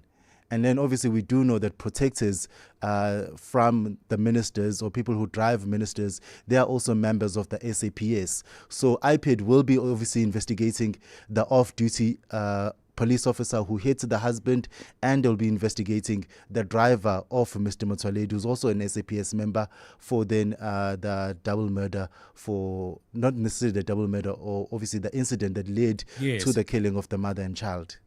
Well, we heard in the bulletin earlier that the family are saying they haven't heard from the minister or from... Are they saying they haven't heard from the authorities at all? Because there could be an argument that given that the minister and his party would be the subject of investigation, while there would be an expectation that they might hear from the authorities and from government, but perhaps the minister would take the view that would be inappropriate. I don't know. I don't know what the thinking is, but what is the family saying? Yes, I do have to say that, John, there was at least 3 people we spoke to who were there present on the scene. What they've told us is that the minister was there on the scene. He was there for about 2 hours, and he was very visibly shaken, as you can imagine, but he was also very cordial to the family members who were there. He spoke to the family members and obviously did as much as he could to try and assist. But as you said, John, he is a matter of an investigation, so it might be inappropriate for him to be in touch with the family, considering that he was in the car that hit the mother and child, and this matter is now being investigated by IPID. But on the other side of that, John, and I think this is also something that's very important to mention, is that the family, John, do not blame the minister or the driver of Mr. Motsoaledi. This is something that they did express, saying that, what happened was a tragedy. Yes. The father shouldn't have been crossing the N1, and the mother, in a state of obviously where everything was huge distress, huge distress, and a lot of things were happening. She obviously made a very unwise decision that led to her death. So the family not necessarily wanting to hear from the minister from any sort of perspective in terms of how they could help the investigation, but just wanting to help. They also worried about him, because what they've heard is the same thing I've heard from the eyewitnesses who were there on the scene, saying that the minister was visibly shaken, and this is something that he didn't take very well. And we did, obviously, John, speak to a family spokesperson. This is Mr. Robson Mabunda. He spoke to us, EWN, just how the family is, and we can take a listen. Just maybe, how are you feeling, obviously? How's the family? How's everyone? Oh, everyone is feeling devastated. You can imagine just to lose 3 members at less than 45 minutes is something which you can hold on with our heart. We are down with everything. Has anyone reached out from government? We know that the minister was involved. Has anyone reached out from the government? We haven't yet. We never saw. We don't know any channel. We are looking for the channel how we can contact with the minister so that we may look for the assistance. Because we don't have nothing. We are trying to raise the money, but we are failing to cope up with everything. Yeah. Raise money for what? For repatriating the bodies to Zim. So, The one person that's really uppermost in my mind is the 14-year-old boy who's just gone through multiple trauma. First of all, being present when his father is killed, and then he loses his mom and his baby sister. Is there enough of a support system to look after him? He's probably going to need a huge amount of support. I mean, we have to go back, obviously, John. As I said, I'm not going to go into the details of what happened there, but it was a gruesome scene, John. Yes. A very, very gruesome scene. And you can imagine that there was a 14-year-old child who saw his father die in the way that he did, and then he sees his mother and his 1-year-old brother also die in very gruesome circumstances. We did ask about the state of his health, and obviously there is a bit of family that's still left. They are supporting him as best as they can, but everyone obviously is very worried about what the state of his mind is, and they are obviously trying to find ways to get him professional help. It's interesting, John, that when we got to the house in Bilabila, as you can imagine, it's in Limpopo. Limpopo is a border province. Right. There's quite a big Zimbabwean presence. The people that died are Zimbabwean nationals, and obviously, as you heard there on the clip, there is an effort to try and repatriate them back to their home country and to their hometown to ensure that they are buried there. But there is also a community of Zimbabwean nationals, but also family and friends who are trying to assist the family as best as they can. Thank you so much, Tabiso Gorba. Heart-rending incidents over the weekend, and our condolences go out to everybody who was involved. 702 Drive, 26 minutes past 4. 702. WhatsApp John on 072 702 1702. Hi, Dr. John. TV shows, the local ones, to remain untouched. Dikolong, the one. Other one, ke kgwebo ya ka e, and the other one is emzini wezinsizwa. And the overseas ones stay away from tropical heat. MacGyver, don't touch also, and Pacific Blue, please leave them alone. Thank you. This is Buddy from Krugersdorp. Good day, Mr. Perlman. Nice show as per usual. Yeah, no. Shows that shouldn't be remade or redone or reimagined. The show that comes to mind is definitely Breaking Bad. Nobody must ever touch that show. That show was absolutely perfect.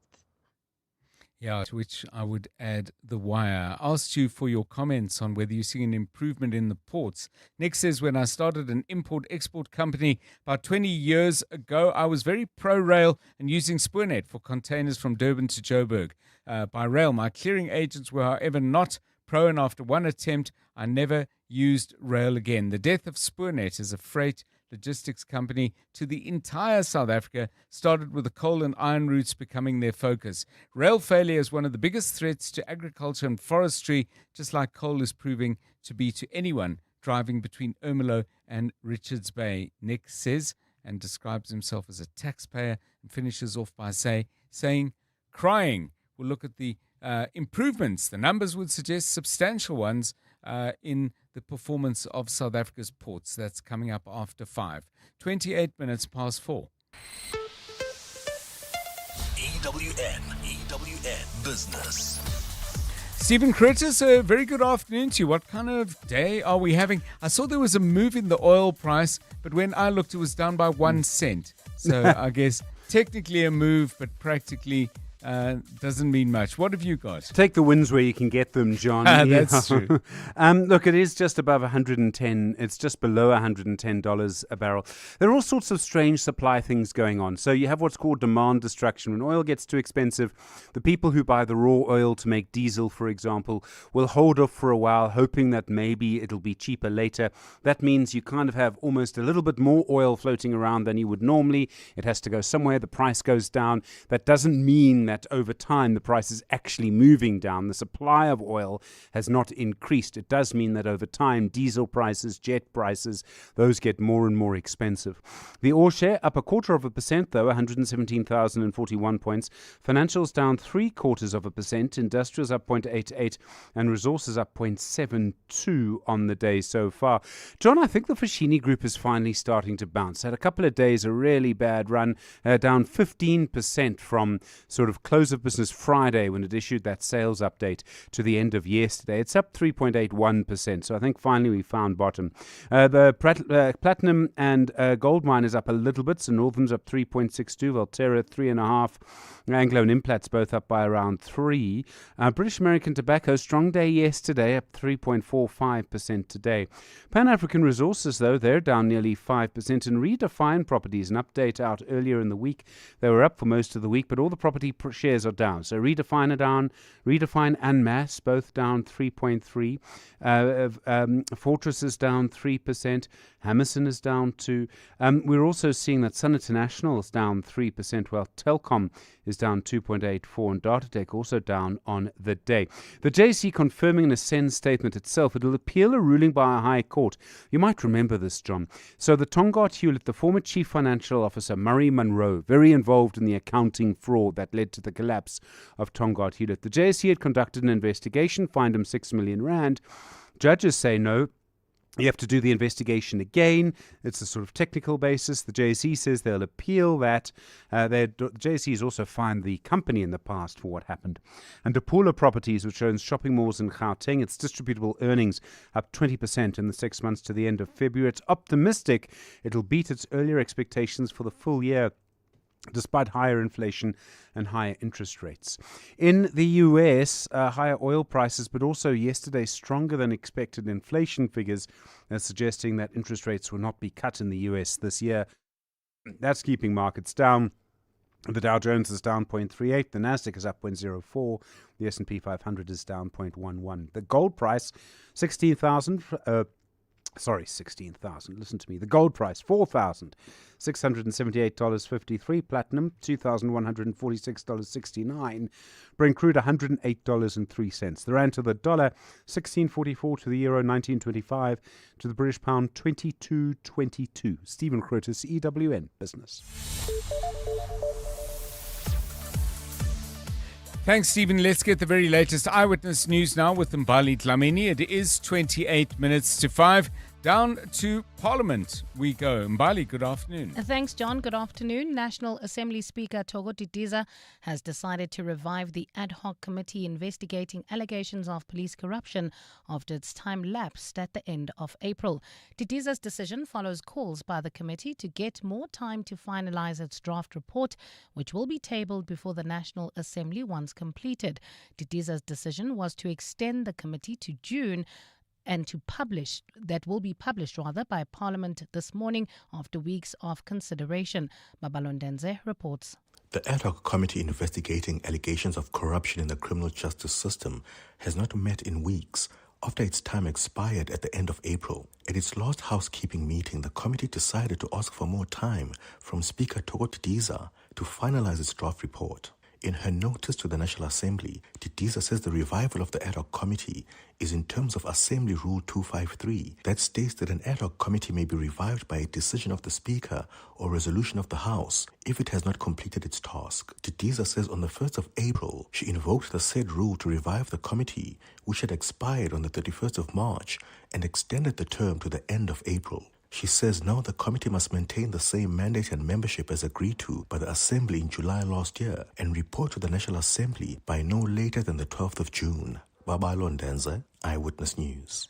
Correctional Services Minister Peter Groenewald says overcrowding remains a persistent crisis in the country's prisons, with thousands of inmates still awaiting trial for more than a decade.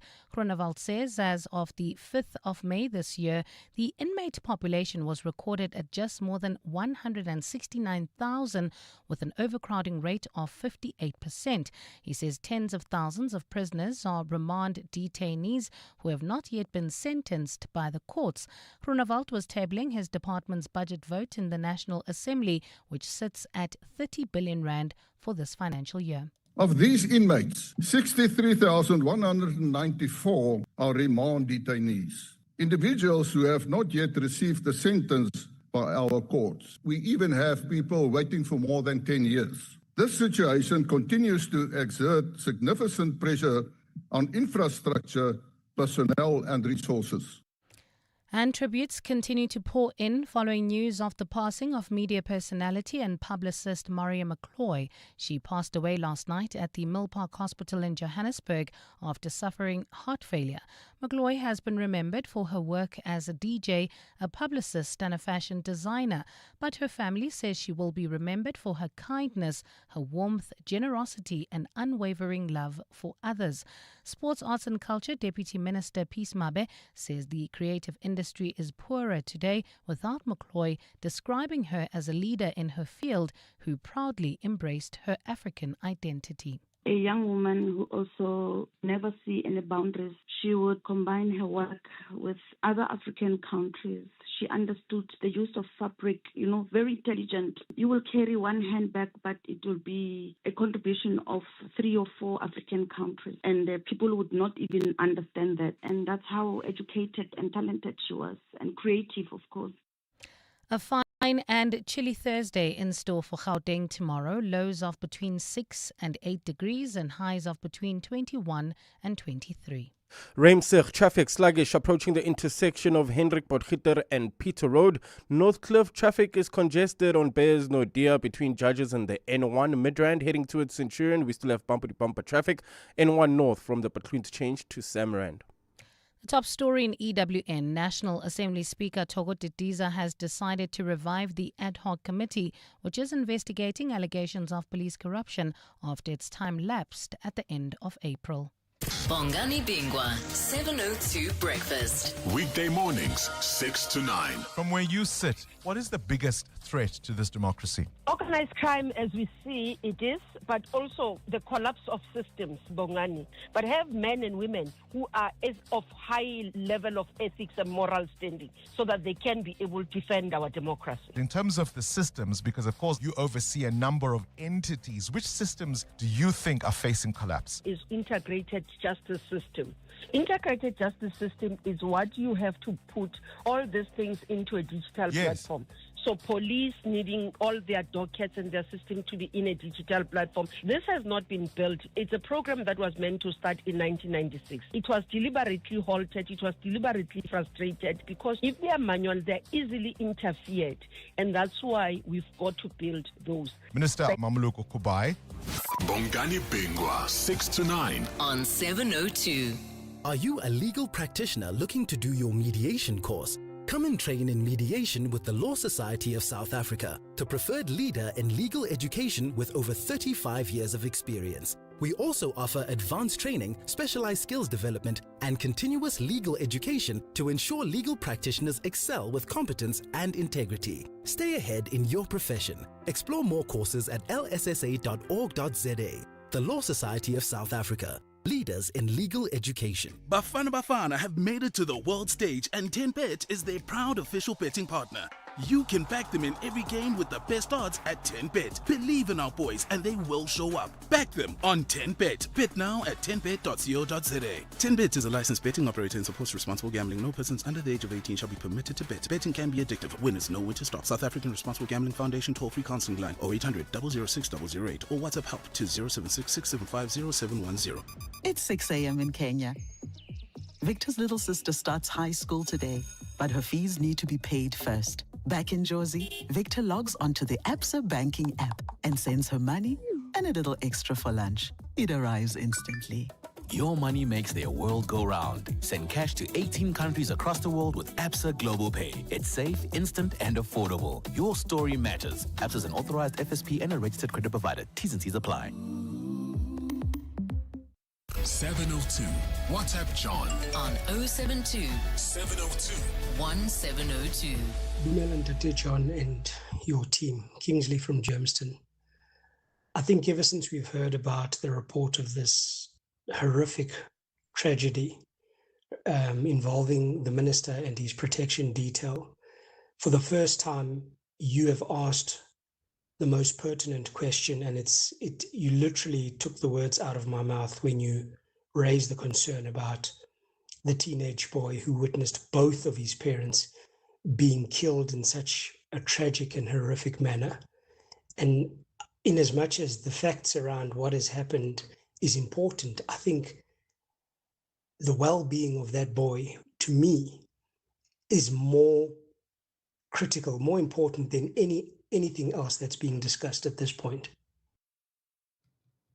Yeah, it really is a terrible concern. And some of you out there, perhaps working as therapists, working in the areas of trauma, in other contexts, may have some ideas. I mean, how do you even begin to start, first of all, dealing with the extraordinary grief but trauma as well that a teenager would have suffered in that regard? Maybe give us a call, because quite often, when we have these kind of tragedies, and please don't misunderstand me, it is always well intentioned, but somebody will say, no, counseling has been provided. It's never clear to me what that counseling actually involves and for how long and who provides it, because in my limited experience, there is the moment where you sit down with somebody and they engage with you, but the worst moments are when there's nobody there in the middle of the night, or when you're just walking down the road and there's some kind of trigger. So somebody with insight into that and some thoughts on what this young man would need the most, perhaps call and share that with us. It's 19 minutes to 5. EWN Sport. Tola Kele, very good afternoon to you once again. Sundowns, Pirates, very much on people's minds, and there's a big cricket tournament coming up as well. Absolutely, John. And with Mamelodi Sundowns' 8-year championship reign likely to end the season, Miguel Cardoso insists it wasn't a bad campaign, just that other teams were better. They lost 3-2 to TS Galaxy in their last Betway Premiership match of the campaign to finish on 68 points, 3 points clear of the Sea Robbers. However, it's Orlando Pirates who only need to beat Durban City or Orbit College in their final 2 matches to wrestle the title away from the Brazilians. That's due to a superior goal difference. With the number of points that we have today, in the last 5 years, we had been champions. The question here, let's see what will happen still in the matches that are going to be played by Pirates, because we are still, I think, in the front of the table. In the last 5 years, I think we had been champions with this number of points. So it's not really that we made a bad season. If we don't become champions, it's because someone else made a very good season. But also I think that the red carpet was open in front of them. Southampton will play Hull City for a place in the Premier League, having beaten Middlesbrough 2-1 in extra time of the Championship playoff second leg semi-final. That final has been dubbed the richest game in football because of the huge financial rewards of playing in the top flight, and will take place on May 23rd. The game, however, has been overshadowed by Borough accusing the Saints of illegally spying on their training before the first leg, accusations Tondo Eckhart still refuses to address. It's not easy for me to not comment. There's just nothing I can say at the moment because it's an ongoing investigation. Yeah, we're taking the matter very, very seriously, and I will say something. I just can't say it now because it's an ongoing investigation, and nothing that I say at the moment is going to make an impact on that. So I guess it's not easy for me.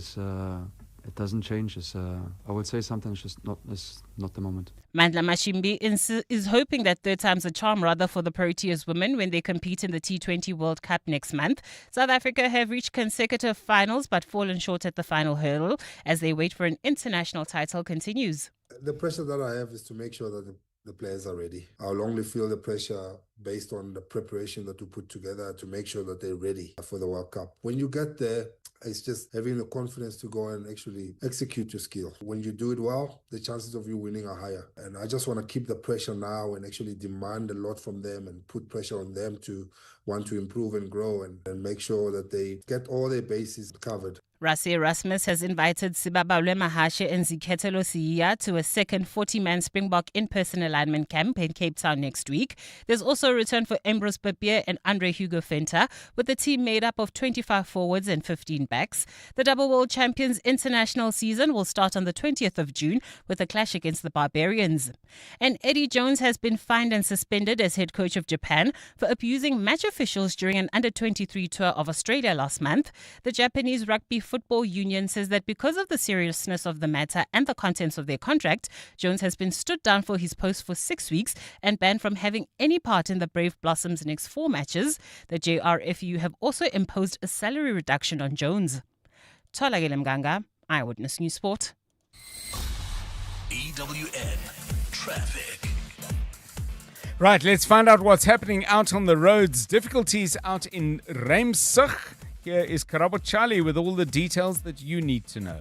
Yeah, that's approaching Monash University. Traffic sluggish in Rimsig, approaching the intersection of Hendrik Potgieter and Peter Road, while in Northcliffe, expect about a 20-minute delay on Beyers Nodia from Judges to the N1. Midrand, also bumper-to-bumper traffic, N1 North. This is between the McClo interchange and Samrand. If you're driving through the Joburg CBD heading towards Boysons, traffic is now heavily backed up on the M1 southbound from Jan Smuts to the Crown interchange in the city of Tshwane. Roadworks causing some delays in Onderstepoort. This is on the N4 eastbound heading towards Montana between Roslyn and Bravery Road. And in Linwood, you can expect about a 20-minute delay on the N1 northbound. This is between Atterbury and the Proof Plus interchange due to ongoing roadworks. For the latest traffic updates, you can also follow us on X at EWN Traffic. There's more EWN on air, online, and on the EWN app. You're with John Perlman on 702. Let's walk the talk. 702 Drive, it's 14 minutes to 5. Coming up in a moment, we'll engage with Mbazima Shilowa, former leader of COPE, but also former premier of this province. He's written a very interesting piece, I think, on the News 24 site entitled Wounded But Not Fallen, Ramaphosa and the Divided Buffalo Hunters. Yep, that's the headline they've put on it, and I'll explain, or rather he will explain, hopefully I'll ask the right questions, exactly what he's talking about there. But it's an intriguing piece because obviously what's come out of the constitutional courts and the political aftermath of that is not just law and constitution, but it's politics as well. And it's into the politics that Mr. Shilowa does some digging. We'll have him on shortly on the show. But before that, a question I wanted to ask you. You know, I can't remember which show it was on, but there is often a conversation about red flags in the early days of relationships, which is true. But I'm interested to know, are there red flags when you start a new job, when you notice certain things and you think, okay, this could be tricky? It might be a personal interaction. It might be the fact that you didn't know you had to pay for each tea bag when you make yourself a cuppa. There's all sorts of stuff. Red flags when you start a new job. Tolakele Mganga, even if you haven't had any waving in front of your nose, maybe you know exactly what to look out for. For me, it's when executives or line managers, how they speak to other cleaners or people that they consider like interesting. The help. Because if you're not calling them, well, you don't have to say like Aussie, but you actually have to acknowledge that they are in existence, and more importantly, they're your colleagues. If you do acknowledge them, I'm like, okay, you're aware of the fact that everybody plays their role. But if you're dismissive of them and there's no sort of greeting, I'm just like, this is not a kind of environment that makes everybody feel included. Yeah, it's a very, very interesting one. How about you, Karabo Charlie? What do you look out for? So if I walk around the car park and I'm not impressed, and I just see old battered cars. Not all of us can afford a Porsche, Karabo. Hey, but man. So it shows that maybe there's no progress, or people here are not getting paid enough to buy newer cars. So I really pay attention to the car park. If I'm not impressed, I'll probably not stay there for long. And and then the other awkward one, I don't know, it's just, I find it very pretentious. Maybe that person who's showing me around, or the manager, and they say, we like family here. Oh, yes. I just roll my eyes and I'm like, yeah, whatever. What kind of family? Because some of them are dysfunctional. So I have the opposite view to the car park, the furniture, the office space and all that. If I see like a car park of sort of modest cars, I think these people are serious. They are savers. Okay. They are not putting all their money into bling and whatever. And but that's very imprecise because I'm drawing conclusions about the choices of individuals, all of whom, or certainly most of them, I don't even know. But I'm almost never impressed when I go to a place and there's incredibly lavish, overdone offices. I don't necessarily say everyone should be sitting on Carling court crates. I'm not stupid in that regard. Offices should be serviceable and functional, and like ours, they really are lovely with lots of great light. But if the armchairs are a bit too plush and there's a couple of fridges where they probably shouldn't be and so on, I think, these people are not serious. Yeah. I want the CEO, even if it's financial services, to come out wiping their hands on an old rag to get the oil off. Not literally, but you know what I mean. Yep. So, red flags, please. Give us your thoughts. Red flags when you start a new job. What are the signs that make you think maybe, but also maybe not? Call us with that on 072 702 1702 and 011 883 0702. It's 10 to 5. Drive Home with John Perlman on 702. Let's walk the talk. Well, there's so much to talk about still, even though we have spoken about it so much already in the aftermath of the Constitutional Court decision. We all know what that ruling was and the implications for President Cyril Ramaphosa. Then there was his announcement where he said he's going to take that report that was done in Parliament on judicial review. And now we have news that a 31-person impeachment committee has been set up. Most of the seats are going to the parties, the four biggest parties in the National Assembly. I'm just scrolling for those numbers for you quickly. 31 seats. The ANC will be getting 9, the DA 5, the MK Party 3, and the EFF 2, and the other smaller parties will share the remaining seats between them. So there's lots going on. But in the midst of all the procedure, there is a great deal of politics. And my eye, when I was on the News 24 site today, went to an article written by Mbazima Shiloa, who's had a long and detailed experience in South African politics, ranging from his time in COSATU to his time in government as former Premier of Gauteng, and then involvement in opposition politics. And he's written a very, very interesting story that begins with the sentence: "In politics, as in the wild, the mistake hunters often make is to assume that vulnerability automatically means defeat." Very good afternoon to you, Mbazima Shiloa. It's great to have you with us on the show. Thanks for your time.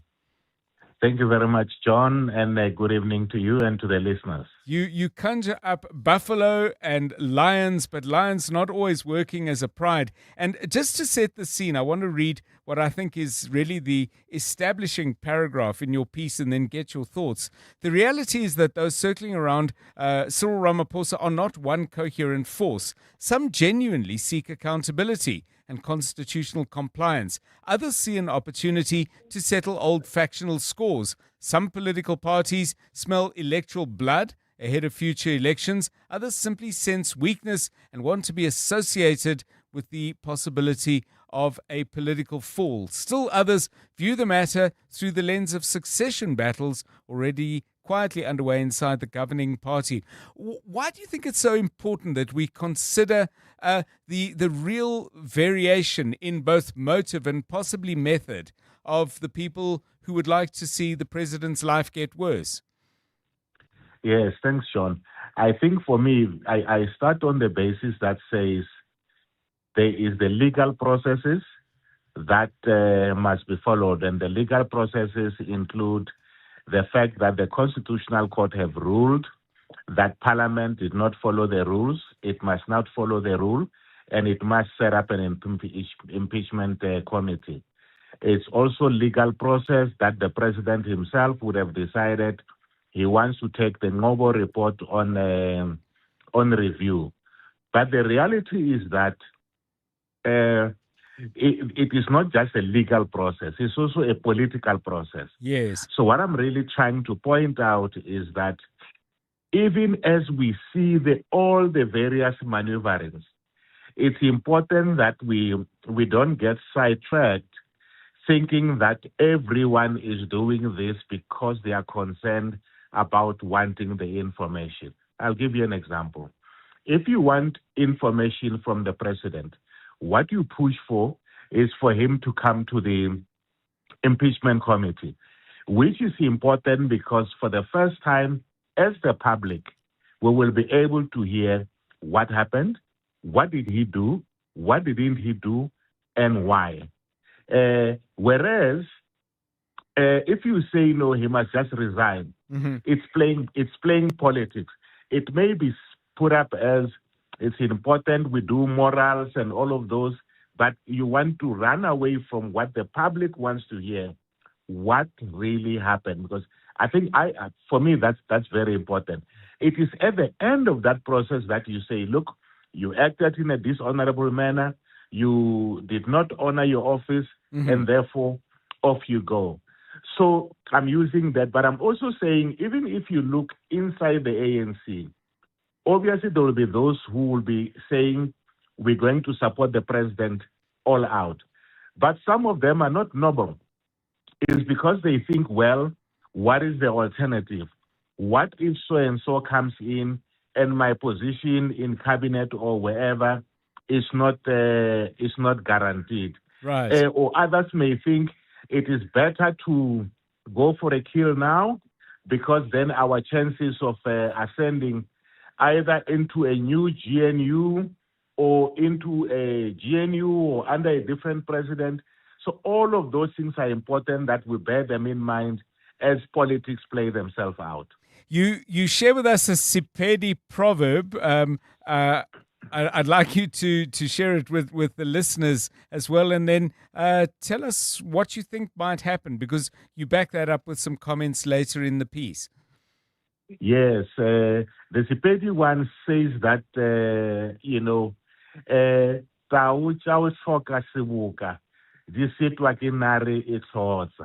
meaning that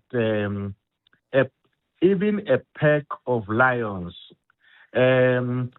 often don't defeat a rhino because they are not united. Yes. So you find that sometimes the young ones move in early on it thinking, well, it's now injured, I think I can just go in there, forgetting that if, for instance, it's an isolated male buffalo, what those in the bush call a dagger boy, it has many years of experience of fighting lions. Yes. So it knows what to do. Secondly, it knows how to preserve its strength. So you'll find some will move in early, others will angle for all of those. So my view is that if, for instance, parties were to unite in the impeachment committee, go through all the issues, because they may possibly show wrongdoing on their side, it will be easy to then say, even those who don't vote for the motion, they're doing so because they seek to protect him, not because the truth have not come out. Yeah, it's a complex thing. I mean, behind the scenes, do you get a sense that the various parties ranging themselves, certainly in their publicly stated commitment to clearing this issue up, even if they can't agree on what happens next? Do you think these conversations that you encouraging us to have with ourselves, Mr. Shilowa, are happening, or do you think everyone is at the moment really just busy with the practicalities? I think not only busy with the practicalities, everyone is busy to want that everyone knows that they are doing something. So there's no proper discussion. MKP, there's a decision. They say, no. We will see what happens we're not going to wait for the impeachment. We want a motion of no confidence. ATM says the same thing. Action SAA says we're going to lay charges. You ask yourself, charges on what? Which is new, which was not there before the Constitutional Court have ruled and so forth. So you don't have that discussion. but also, I mean, for me, the kingmaker is not the small parties. The kingmaker is going to be the DA. And the DA obviously wants to ensure that people can see it is in that government of national unity, but it has not been swallowed up by the ANC. So it's going to wait, keep its nose dry until the conclusion of the impeachment process. Thank you so much. It really is an intriguing piece, and it just adds a layer, for me at least, through which we can, listen slightly differently to what various political actors are saying as this Pala issue plays itself out. Check it out. Mbazima Shilowa, former Gauteng Premier, has written this opinion piece on the News 24 site, 702 Drive. Are you or someone you know visually impaired? Well, I am. My name is Ncabakazi Kyalisi, and I'm a cybersecurity technician. Ncabakazi's journey began at the Hein Wagner Academy, a specialized learning center dedicated to empowering visually impaired students. At the academy, I was taught never to give up on my dreams. I have earned national and international certificates in the field of cybersecurity through a learnership sponsored by ABSA, and that has unlocked my potential. The Hein Wagner Academy offers a wide range of courses, helping students gain economic independence and social connections through training, sport, recreation, and the arts. With full boarding facilities and a convenient location near shops, it's more than just an academy. It's a gateway to a brighter future. Why wait? Visit heinwagneracademy.org and unlock your future. Let's hear from Al, owner of Johnson's Cable, why it pays to switch to OUTsurance Business Insurance. I thought it was going to be difficult to switch to OUTsurance Business Insurance. Switching was so quick and easy. I'm happy with the premium that I'm paying now. For electrical, tradesman services, and all other businesses, get a quote today and see why it pays to switch to OUTsurance Business Insurance. Visit outsurance.co.za or call 08600 60,000 today. Licensed insurer and FSP. TCs and information online. Solve exciting riddles and unravel a web of suspense and adventure with Hollywood Bets and Spinners on Kim Mystery Parcel. You stand a chance to win a share of 1 million rand in cash and bonus bets. Start your quest and bet 2 rand or more on selected Playtech slots every Wednesday between 2:30 p.m. and 8:30 p.m. and Sunday from 4:30 p.m. to 10:30 p.m. What scintillating secret will your parcel reveal? Bet now. T's and C's apply. Hollywood Sportsbook is a licensed betting operator. No persons under the age of 18 years are permitted to gamble. Winners know when to stop. South African Responsible Gambling Foundation toll-free counseling line 0800 006 008 or WhatsApp help to 076 675 0710. This is EWN. An officer caught in a web of lies over his presence at a drug bus, and taxi boss Joe Sibanyoni remains behind bars. Good afternoon, I'm Bali Dlamini. A police officer who was part of a major cocaine drug bust has been caught in a series of lies at the Madlanga Commission. Warrant Officer Steve Pakula spent the day testifying about a 2021 drug bust where 715 kilograms of cocaine were found. He's been questioned about his involvement after admitting to not being experienced in drug busts. Yesterday, Pakula's friend, Marumo Mahane, who called him to the scene on that day, was accused by the commissioners of having ulterior motives with the drugs. Khomotso Modise reports. Warrant Officer Steve Pakula has conceded to telling several lies at the Madlanga Commission, from claiming to find the scene of the drug bust intact when he wasn't the first police officer to arrive, to alleging that he knew the bags that he found on the scene were filled with cocaine because he could smell it. You've told quite a number of untruths when all three of us are engaging you on a number of issues. It is not per se that it is untruth, Commissioner. Maybe it is how I explain or express, because I wanted to say I could smell it was drug but not cocaine. Pakula has also been questioned about how he misled his boss by claiming the request for his involvement in the drug bust came from crime intelligence when it in fact came from his friend Marumo Mahane, who also faced tough questions at the commission yesterday. Commissioners claim Pakula lied about the state of the crime scene in order to protect Mahane, something that he's denied. Khomotso Modise, Eyewitness News. Extortion accused taxi tycoon Joe Ferrari Sibanyoni will spend the rest of the week behind bars after his case was postponed to Friday for bail proceedings. Sibanyoni appeared before the Kwaggafontein Magistrates Court today alongside two co-accused on charges including extortion and 2 counts of money laundering. They're related to a complaint by a Mpumalanga businessman who alleges that the trio demanded money from him over an extended period before the matter was reported to the Kwaggafontein police station. Sibanyoni has previously been linked to alleged underworld figures during testimony before the Madlanga Commission, but the case before the court does not relate to the Commission's work. Both the state and the defence agreed to the postponement as the group prepares to formally apply for bail. Magistrate DJ Erasmus. It has been postponed until Friday, 15 May 2026 for the presiding officer and also for the bail application at least to commence. The SAPS has faced a grilling from members of Parliament today for clearing police officers implicated in unlawful conduct in the Phala investigation. Police watchdog IPID had recommended disciplinary action against Major General Wally Rhoda and others for violating SAPS regulations and the SAPS Act, but they were found not guilty by the police. The service was before Parliament's Police Committee today. Babalondenze has more. The IPID report, declassified in April, found that Major General Wally Rhoda, head of the Presidential Protection Service, acted unlawfully by conducting an unsanctioned investigation into the 2020 Phala farm theft. The report concluded Rhoda failed to report the crime in a proper manner and also misused state resources. But committee member Darylene James questioned how Rhoda was cleared by the police with so much evidence confirming wrongdoing.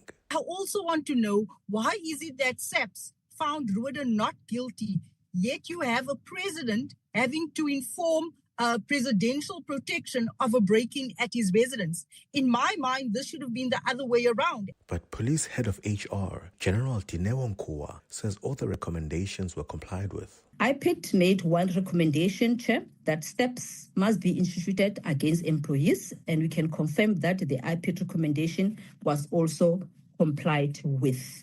Babalondenze, Eyewitness News.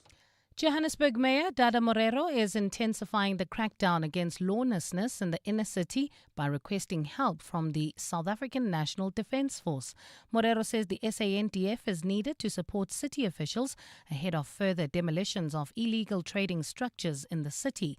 This week, about 20 illegal trading structures encroaching on pavements were demolished at a crime hotspot in Small Street.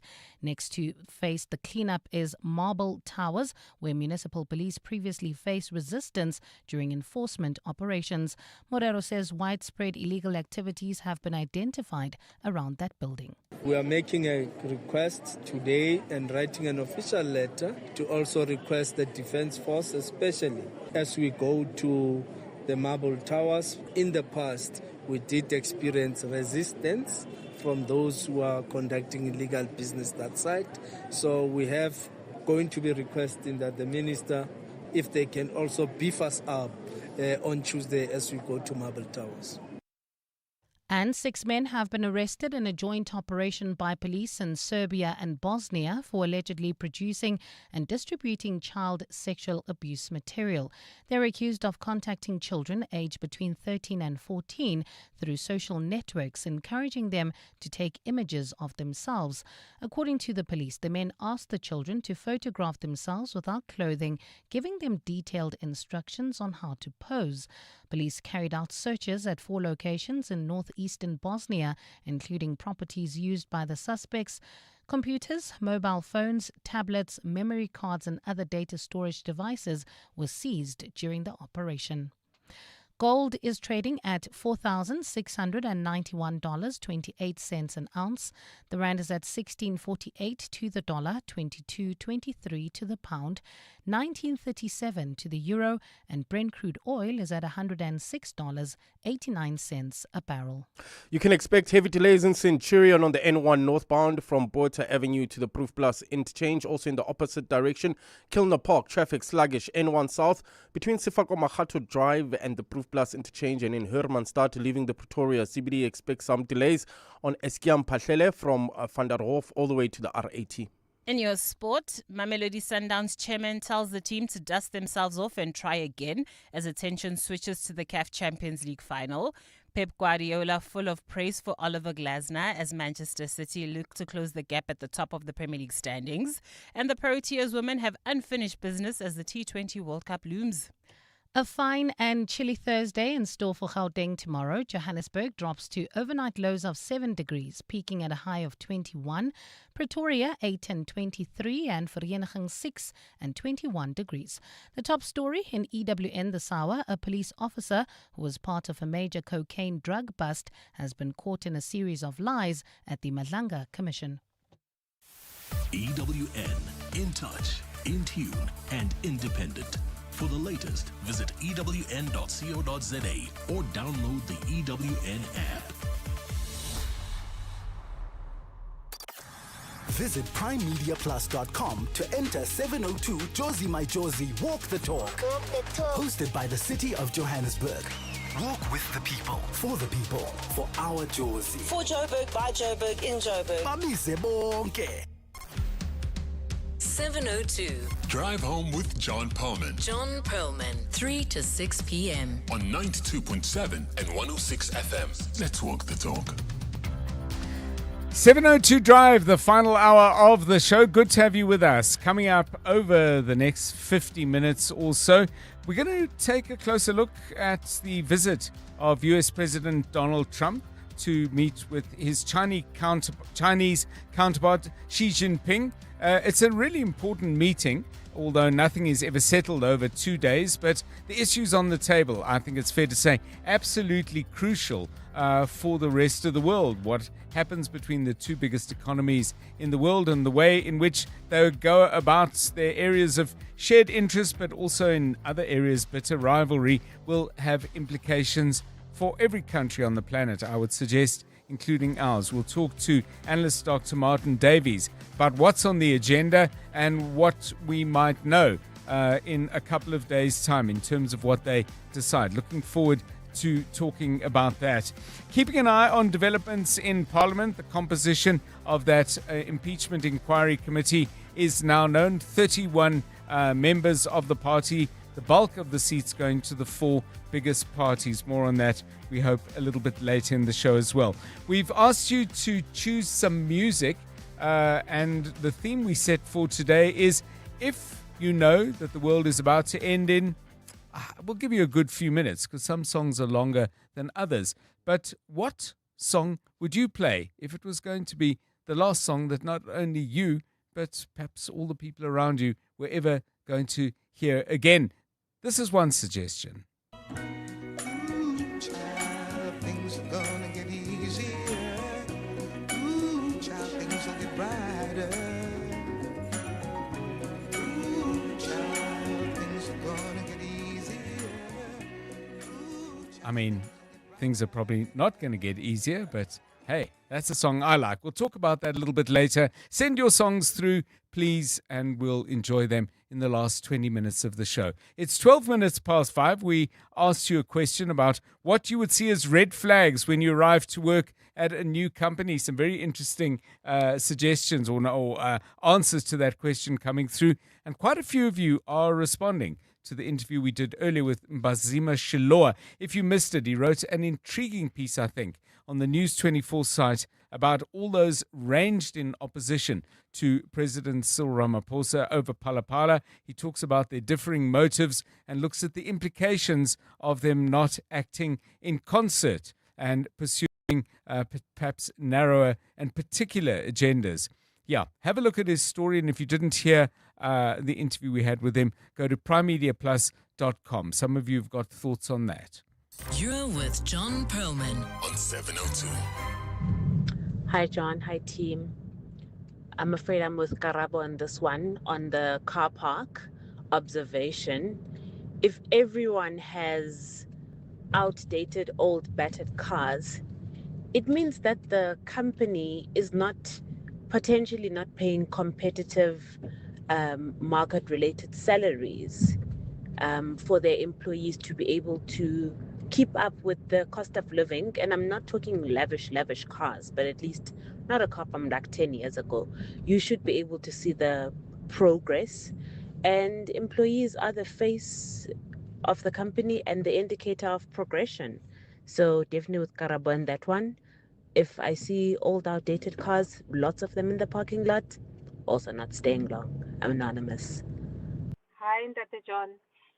When it comes to red flags in the workplace, I would say I always look at the type of laptop that I get when I start, even the cell phone that's issued by the company.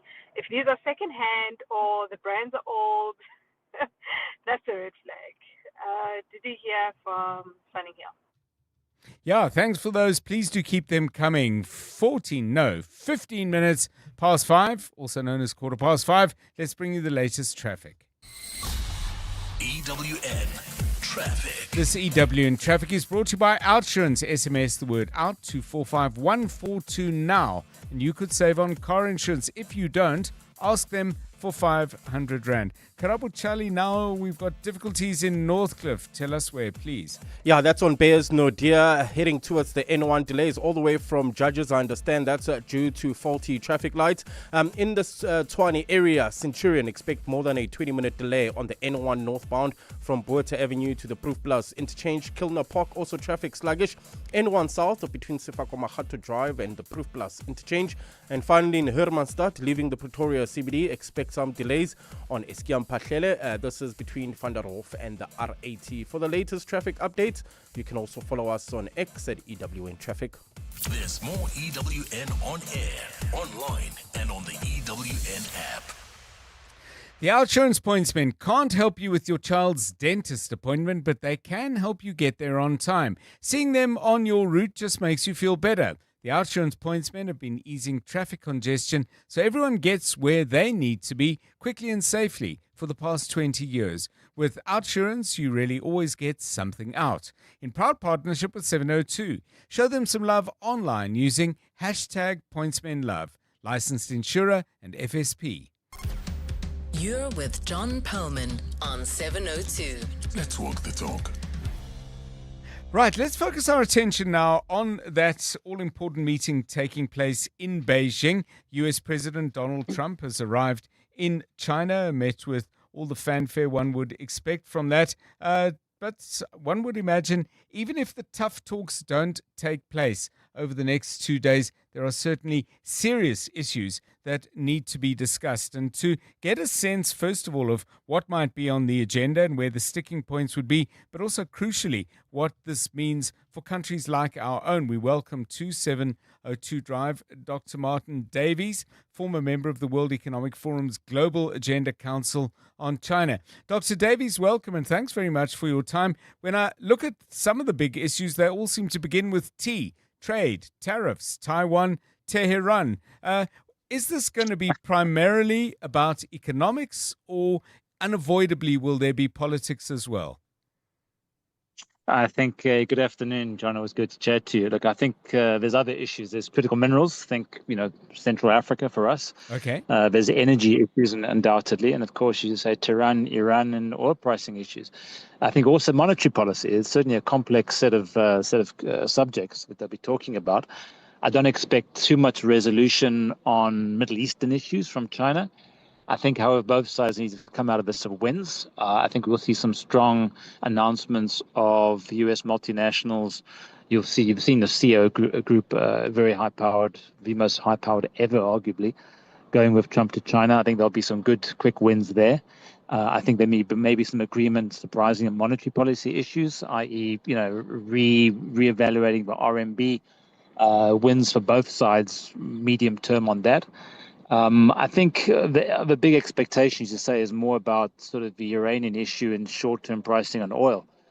The fact is, in recent months, even from last year, China's been massively stockpiling oil and has reduced imports significantly out of the Middle East in recent times. So, unfortunately, it's the developing world, including South Africa amongst others, right, who are really bearing the brunt of this. It certainly isn't China currently. I want to get your thoughts on this. I mean, each and this presumably is always present in negotiations, each of them has something they want. Each of them has stuff that they can give, and each of them have non-negotiables. I mean, is that in reasonable balance? Is this very much a conversation in those terms between two equals, or is it weighted perhaps one way or the other? I think increasingly, and we even said years ago, John, I think it was not so much G20 or G7, the only G that counts these days seemingly is G2, and that's Beijing and Washington, D.C. And this, I think this week is certainly testament to that.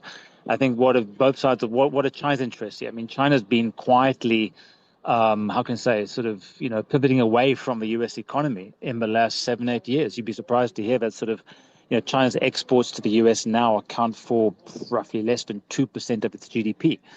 6-7 years ago, it was double that figure. Right. So U.S. market is no longer where it was before. So what's driving China's interest? China's here is really around sort of, increased trade penetration globally. We've seen, I think, U.S. movements in Venezuela, LATAM, U.S. movements in the Middle East certainly are partly to block China's market access and countries becoming we even see these frictions playing out in Central Africa. I think DRC, Zambia in particular, is the U.S. is trying to block China's market access. China seeks to obviously seeks the opposite. I think a lot of these issues are irreconcilable of two great powers, which are increasingly facing off against each other around these key issues globally: oil, energy, Middle East, critical minerals, Africa, trade globally, particularly emerging world. I'm interested to know what result would suit South Africa best, and that's probably hugely simplistic, Dr. Davies. But I mean, let me just give the question a little bit of context. One of the things as the US ramped up the tariff wars was the feeling that, okay, people would be looking to develop other markets, other partnerships, and that was opportunity for South Africa. If the US and China come away with a much better understanding and a much better relationship, would that then close off space that, for example, was opening up for us? I wouldn't exaggerate that, John. I think, look, let's not forget, countries don't trade. Companies trade. Right. Companies create, governments are there to create enabling environments, i.e. tariff reductions and the like. But to think, even from a U.S. perspective, sanctions vis-a-vis China amongst other countries, companies find a way. And I think often there's assumption that, governments set all the rules and that's how it plays out. It's not the case, even in the case of China. So I think I think there's very few countries, maybe sort of North Korea being the only one, who really can cut itself off the global trade and all the good things that come with it. So the US certainly can't. And I think a lot of this is often political bluster or unrealistic sort of expectations or unrealistic pronouncements, which the market, I'm afraid, just carries on. And we've seen that even with high-tech chips going into China. I've heard stories of, despite sanctions, the flows, the technology sort of transfers still going on. So I think really it's, of course, markets react very, positive and negative to these things. But from South Africa perspective, increasingly, I think countries need to craft their own way, really to be assertive on foreign commercial policy. I think in the absence of proactive states, multinational companies in particular, including South Africans, need to have their own, effectively, corporates need their own de facto foreign policies, commercial foreign policies. Because, yes, the US government, but China's government are very proactive on these issues. Developing countries typically aren't. And I think corporates need to be a bit more sort of, how should we say, aware of international relations, international trade issues, and foreign policy issues to craft their own way. And I think that proactivity from South Africa, from corporates' perspective, and particularly government, let's not always be price takers. Right. Yes, it may be difficult to be a price maker, but let's sort of promote, certainly a strategic agenda from SA's perspective, global trade, China, US, whatever it may be, and particularly in our own region, think critical minerals, which is certainly a key part of these conversations taking place in Beijing next 2 days. Thank you so much. Very interesting. Dr. Martin Davies, former member of the World Economic Forum's Global Agenda Council on China. Some thoughts on that summit between the heads of state of the US and China. 23 minutes past 5. Drive Home with John Perlman on 702. Let's walk the talk. Right, let's focus our attention now on developments in Parliament. It is now clear on how that 31-member impeachment panel will be put together. 19 of the seats will go to the four biggest parties, with the ANC getting most of those. 9, the DA, 5, the MK party, 3, the EFF, 2, the other parties, apart from the PAC and Good, will share the other 12 seats. So another step taken. Professor Richard Calland, Emeritus Law Professor at UCT, joins us now. Prof, a very good afternoon to you. The make-up of the committee, would it be fair to say no surprises here? This is just following established rules. Yeah, more or less, John, I think, and good afternoon to you. But I think the size of the committee perhaps has raised one or two eyebrows. It doesn't lend itself to a kind of neatly controlled, precise, forensically focused inquiry, does it? It suggests that this will be something of a bun fight, and I suspect that that's what some members of Parliament hope to achieve with this, that they want to throw mud at the President and create problems for him politically. I mean, you could argue that a larger, because apparently there was a second proposal that was put forward, a smaller 14-member committee, again, in proportion, the ANC, DA, MK, and EFF getting the majority of the seats and the remaining parties sharing 3. A bun fight, yes, a lot of mud gets thrown, but on the other hand, the chances of landing sort of telling blows by way of very careful inquiry does diminish in a bun fight, doesn't it? Well, exactly. And you know, the rule of thumb for parliaments generally, the whole reason we have committees is that everyone acknowledges that you can't really get very far with a substantive inquiry or lawmaking process with 400 people. You have to work in committees. Right. And a smaller group of people can get further quicker as a general rule. I think it's going to be a very difficult task for whoever gets the job of chairing this 31-person committee. 14 would have been much more sensible. I don't yet know the reasons why they opted for the bigger one. I suspect the smaller parties wanted to simply have bigger numbers and have more people present so that they can make more noise.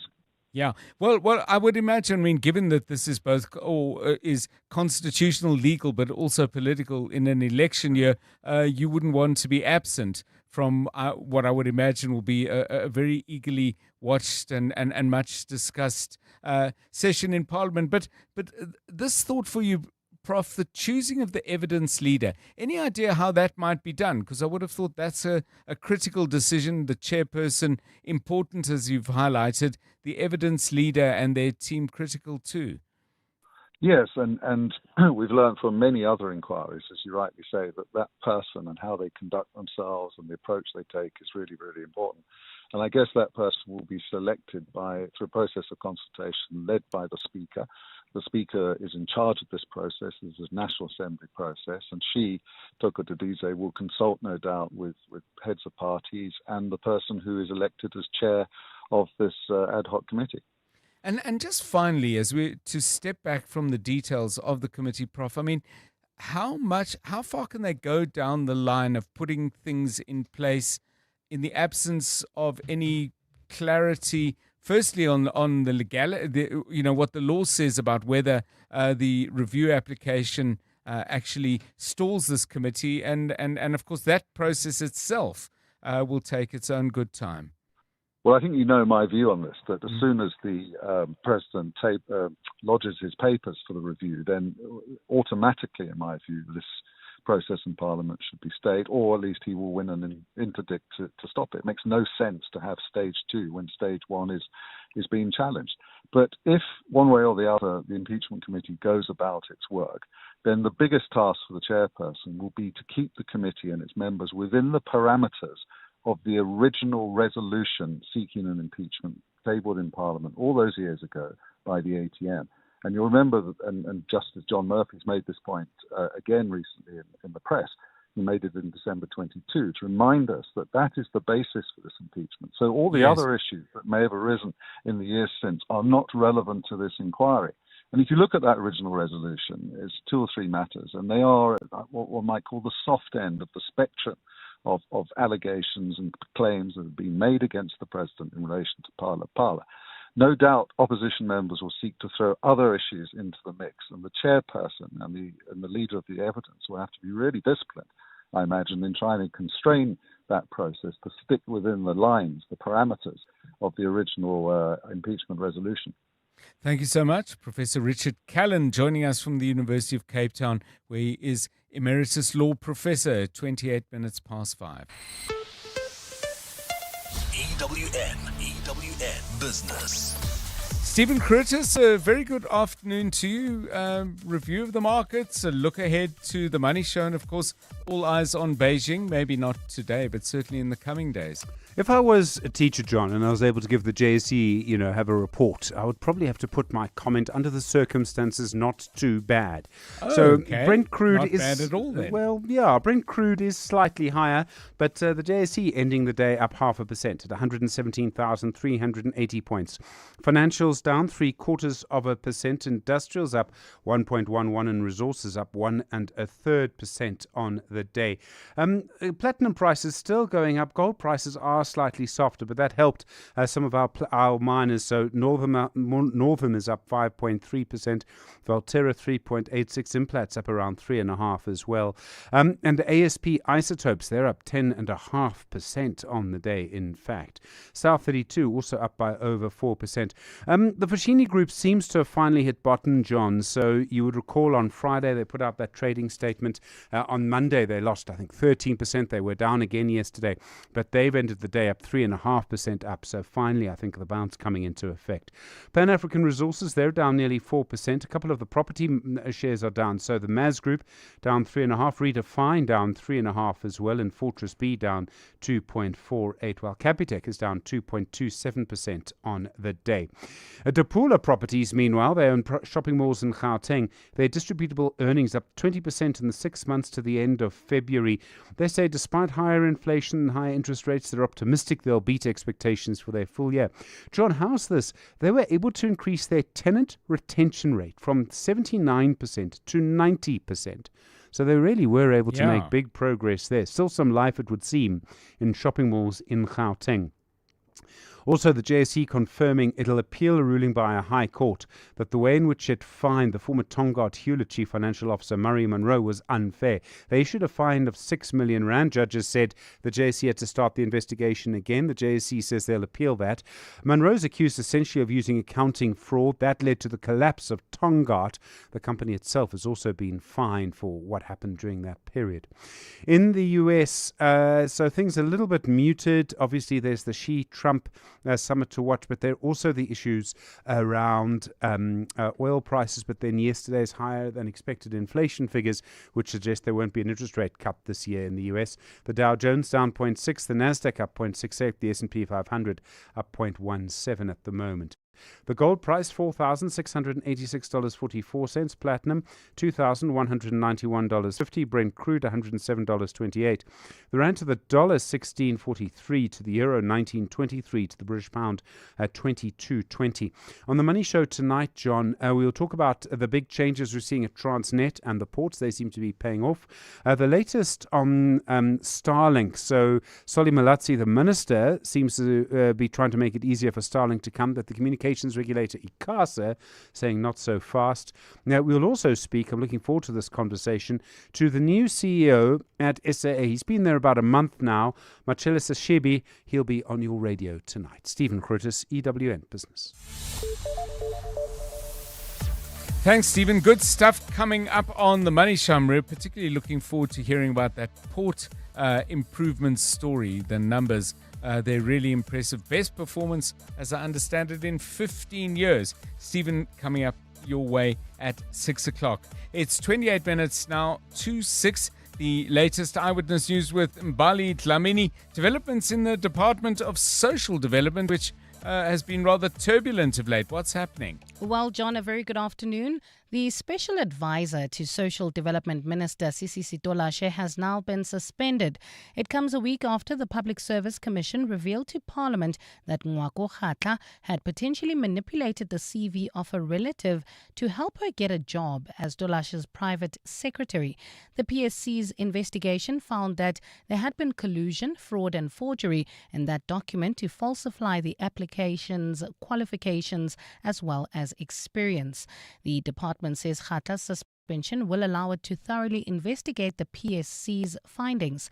Camry Clark has more. In a scathing report on the appointment of the then 22-year-old Lesedi Mabileja, the PSC found discrepancies in what she had included on her CV that she handed to Ngwako Khatla and what was submitted to the Department of Human Resources. Last week, PSC Chairman Somadoda Vikeni said it was an indictment on the department that a college graduate could be considered for such a senior role. The PSC has recommended that the Special Investigating Unit investigate the submission of the CV to determine whether fraud occurred when the submission was approved. Khatla was found not to be the only one involved in the manipulation of Mabileja's CV, with the PSC finding that others, including Tolashe's former chief of staff, who has since resigned, had a hand in getting the appointment through the human resource process. Mabileja resigned soon after the lid was blown off her appointment. The department says it's setting in motion a disciplinary hearing process. Khatla has been suspended with full salary until the matter has been finalized. Camry Clark, Eyewitness News. Alleged underworld kingpin Vusimuzi Matlala will continue to be detained at the Hoshimampuru prison until his next court appearance. Previously, Matlala was being held at the Ebongweni prison in Kokstad, which is the only supermax prison in the country. Today, he appeared for the first time alongside suspended National Police Commissioner Fani Masemola, as well as 12 other police officers. They face charges relating to a multi-million rand tender fraud case linked to his Medicare 24 company. The matter was postponed to June 26th for further probing of financial statements. Prosecutor Santos Malinan. There's a further phase after the consultative process with Mr. Matlala, possibly plea negotiations, and it would be best, Your Worship, that Mr. Matlala remain at Hoshimampuru so that we can conclude all of those aspects. And the Cape Winelands District Municipality says 8 families cut off in the Cape Winelands and Drakensberg areas have now been rescued. Officials made contact with one family on Sunday who reported they were safe despite rising water levels along the Kleinberg River, which swelled due to a canal draining into it. Spokesperson Joanne Otto now says the situation escalated rapidly yesterday as the river rose significantly. She adds that the families will be receiving meals and warm blankets as part of support. After 3 nights of rain and icy temperatures, the NSRI, SAPS and the Cape Winelands District and Drakensberg municipalities have successfully reached and evacuated the 8 families who were isolated by rising floodwaters. But due to multiple emergency rescues across the district, the NSRI Swiftwater Rescue Team was only able to reach the families this morning. A fine and chilly Thursday in store for Gauteng tomorrow. Lows of between 6 and 8 degrees and highs of between 21 and 23. Expect more than a 20-minute delay heading into Fourways. That's in Bryanston on Grover Road between Bryanston Drive and Crawford. In Fourways, traffic also sluggish on Winnie Mandela Drive between Bryanston Drive and Witkoppen. Sharon Lee, traffic sluggish on Malibongo Drive. This is from Hans Kuman all the way to Pelez. The top story in EWN, the Special Advisor to Social Development Minister Sisi Sitolashe has now been suspended. Clement Maniatella. Weekday mornings, 9 to 12. 9 to 12. When I told her that I needed her on the Hanging Out feature, she was like, why me? I'm not a celebrity. I was like, no, it's not about that. In fact, you are Maria McClo. This is someone who's been shaping the city's creative landscape for so long. So we're talking about someone whose fingerprints are all over the city's cultural DNA. And I think for that, she really deserves to be honored. Yeah, rest in peace. Rest in power, Maria. And once again, condolences to her family and her loved ones. Clements Maniatella. 9 to 12 on 702. Africa's energy future isn't being written, it's being built. That's why ministers, CEOs, engineers, financiers, and all the other people powering this continent are meeting in Cape Town for Enlit Africa 2026 from 19 to 21 May at the CTICC. It features 200 plus sessions driven by one conversation, and you need to be a part of it. So register now at enlit-africa.com. If you're a fan of the beautiful game, you'll recognize this. And this. But what about this? It's your chance to score big time. Win your share of up to 2 million rand with Standard Bank. It's game day every day. To enter, open and use any qualifying Standard Bank account, in-app or in branch. Already a Standard Bank customer? Sign up for Standard Bank Connect online to get a bonus entry. Standard Bank is an authorized FSP and registered credit provider. T's and C's apply. Do you ever call you like to sell, but don't trust your uncle or your pal? Then we buy cars just for you. Buying cars is what we do. We offer service with a smile. We always go the extra mile. Use a place that you trust and sell your car to us. We Buy Cars, the easiest way to sell your car by far. Some people walk with you for a season, others for a lifetime. I remember how they always made me feel safe. When I needed reassurance, they explained what came next. And when I became someone's whole world, they guided me with calm and confidence. Through every chapter of my life, there was always someone there. To every nurse, thank you for leading with care. Happy International Nurses Day. MediClinic, expertise you can trust. For over 4 decades, Exaro and Eskom have powered South Africa together. Now, that partnership grows stronger. On Friday, catch the Clement Manyatela Show live from the official opening of Exaro's Mine 1 expansion project in Kriel, Mpumalanga. The milestone marks a major investment into a long-term coal supply to Eskom's Matla power station and continued energy generation for millions of people.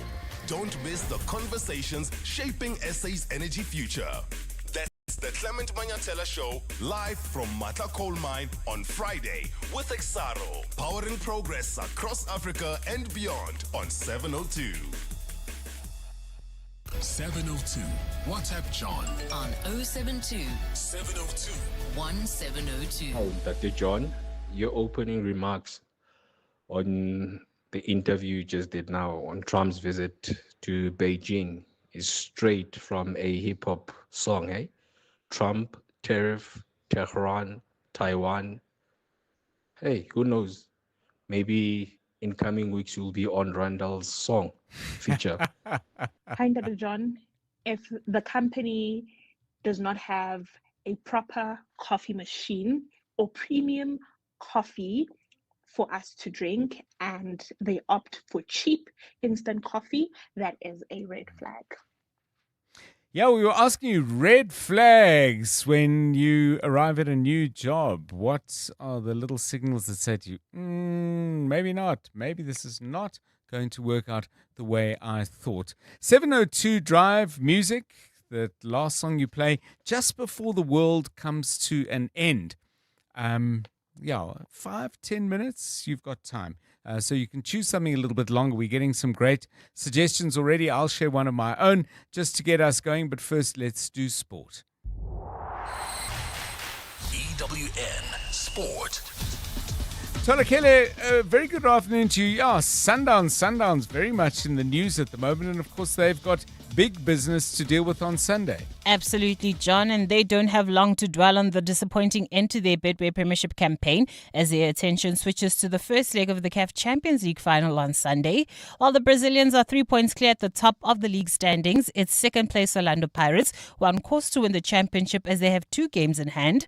And while the Brazilian supporters are still coming to terms with the end of their 8-year league reign, Clube says there's bigger fish to fry against AS FAR. Players will do everything they can on this pitch to make sure that they make our supporters proud at Loftus on Sunday. I know I speak for every Mamelodi Sundowns supporter when I say that we've been dreaming about this moment since the start of the season. And to be able to know that in a few days' time we're going to be playing in a Champions League final, that coveted star that we've been chasing for 10 years is something that we are so close to achieving. Now is not the time, Masandawana, for us to feel like all hope is lost. Manchester City take on Crystal Palace this evening, looking to close the gap between them and Premier League leaders Arsenal down to 2 points. City need a win to keep alive their slim title hopes and face a Palace side who are on a high, having reached the final of the UEFA Conference League.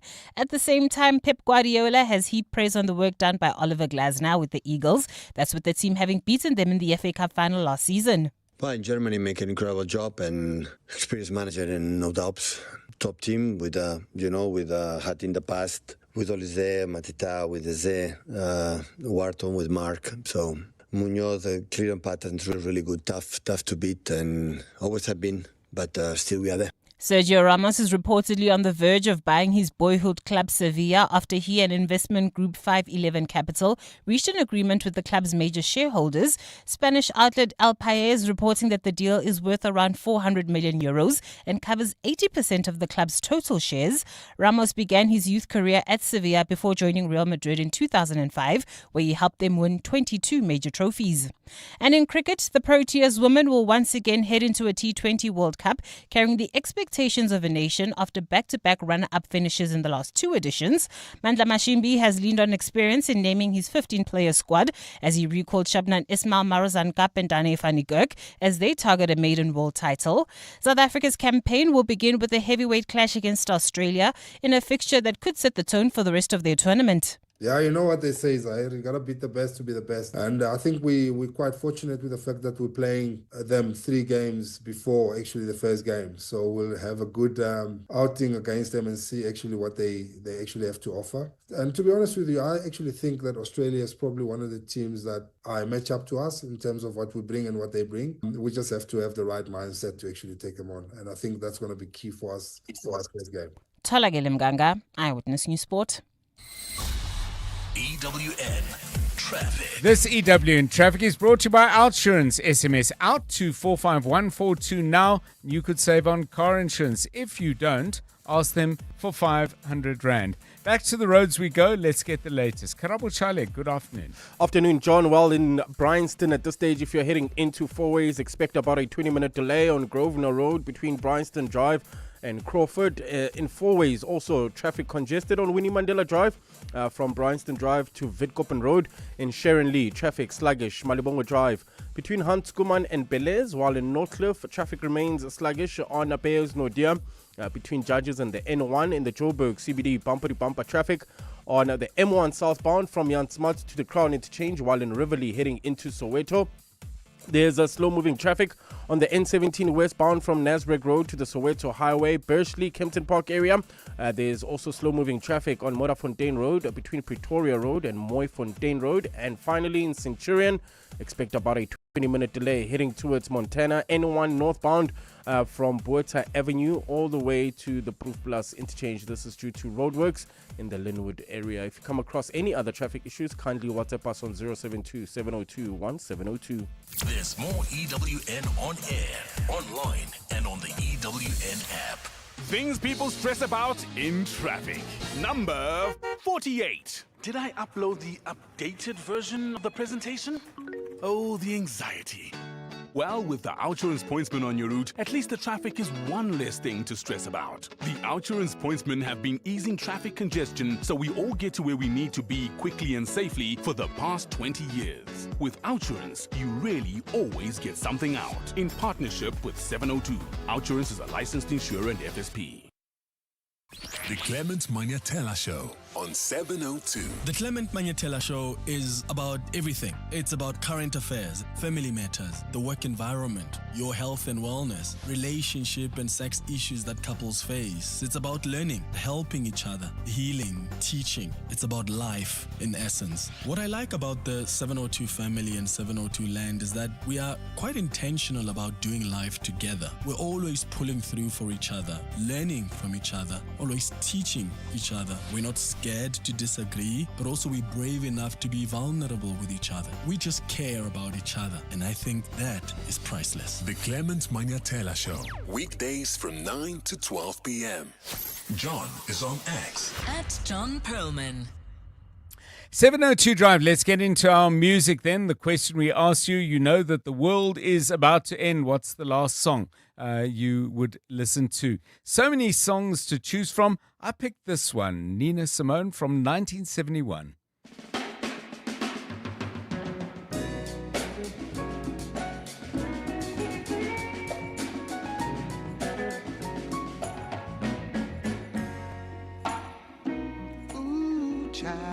Things are gonna get easier.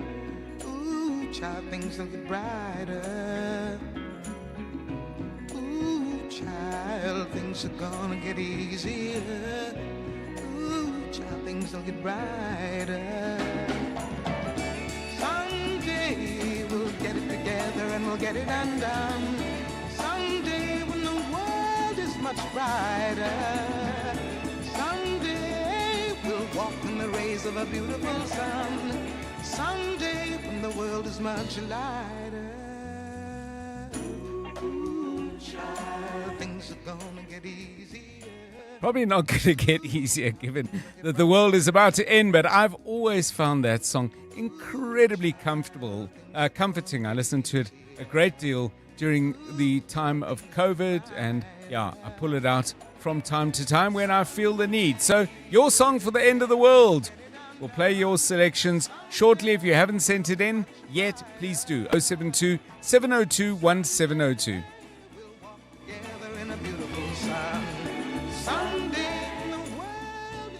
The Aubrey Masangu Show on 702. I cover on my show issues of advisory, whether it is legal matters, whether it is financial matters. I cover day-to-day issues as far as current affairs are concerned. I cover the politics of the day and how we as South Africans are interpreting them. My listener is a curious 702 lander. They want to know what are the backstories, the stories behind what we are hearing on the airwaves. They want to understand what drives the different issues that have us talking. What I love about the 702 family and 702 land is the fact that we have 702 landers who are responsive, who are present, who care about their communities and who want to know how they can be a part of the process of making our areas better, but also our country better. And that for me is a great privilege. I am totally indebted to the providence out there to be talking to these people on a daily basis. The Aubrey Masangu Show, weekdays from 8 to midnight.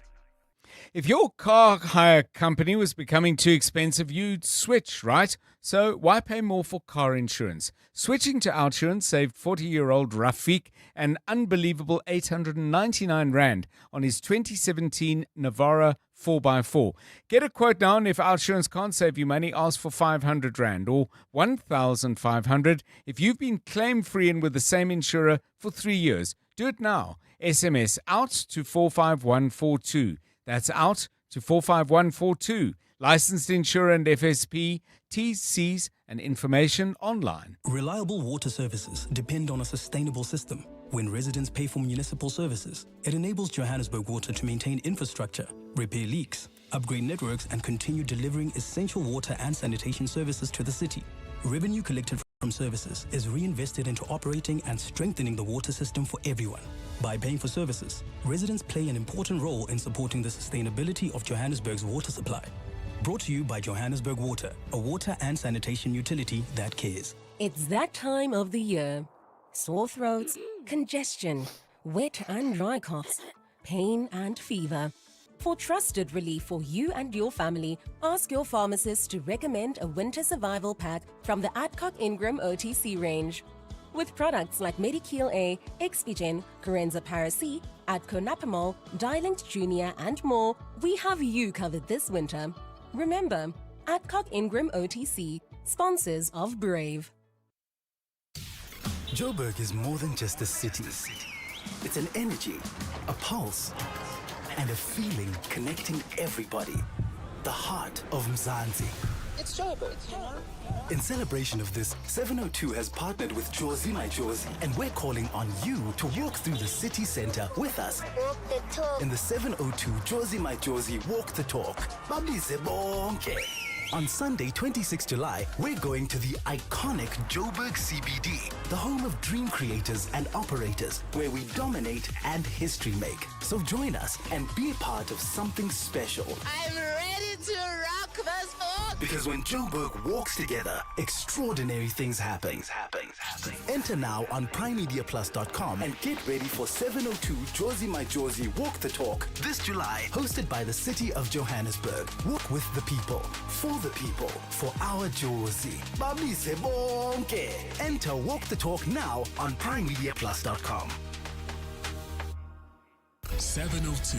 WhatsApp John on 072 702 1702. Hey John, I know the song that would be played during the time. It will be Ema tune ni sobo nana. Ema tune ni sobo nana.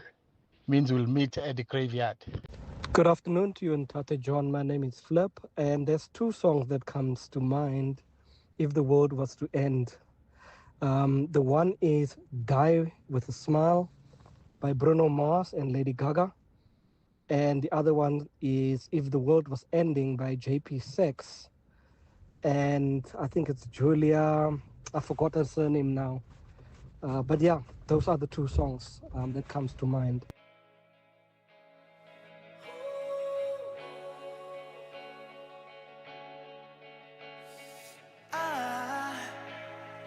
I just woke up from a dream where you and I had to say goodbye. And I don't know what it all means, but since I survived I realized wherever you go, that's where I'll follow. Nobody's promised tomorrow, so I'ma love you every night like it's the last night, like it's the last night.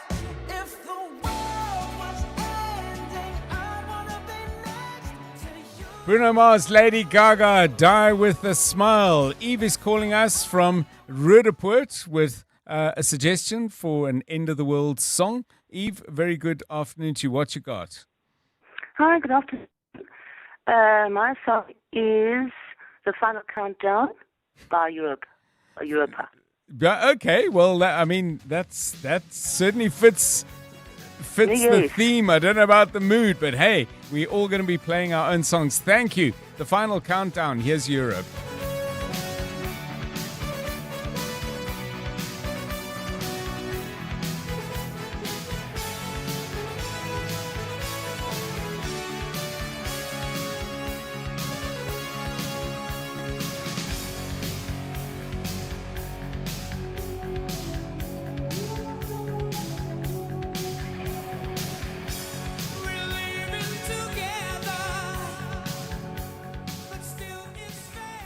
Yeah, I'm trying to picture it. Like, will we all be blasting it out in our homes, or all sitting there with pods in our ears?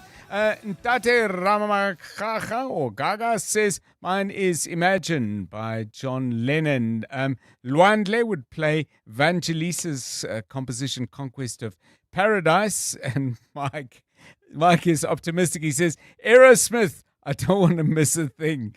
Yep, I suppose in those minutes that are remaining, you definitely do not want to miss a thing. Sam plays something we referred to a little bit earlier. It's The End of the World as We Know It, and I Feel Fine by R.E.M. And this one from Perry, interesting. I'd play The Man Comes Around by Johnny Cash.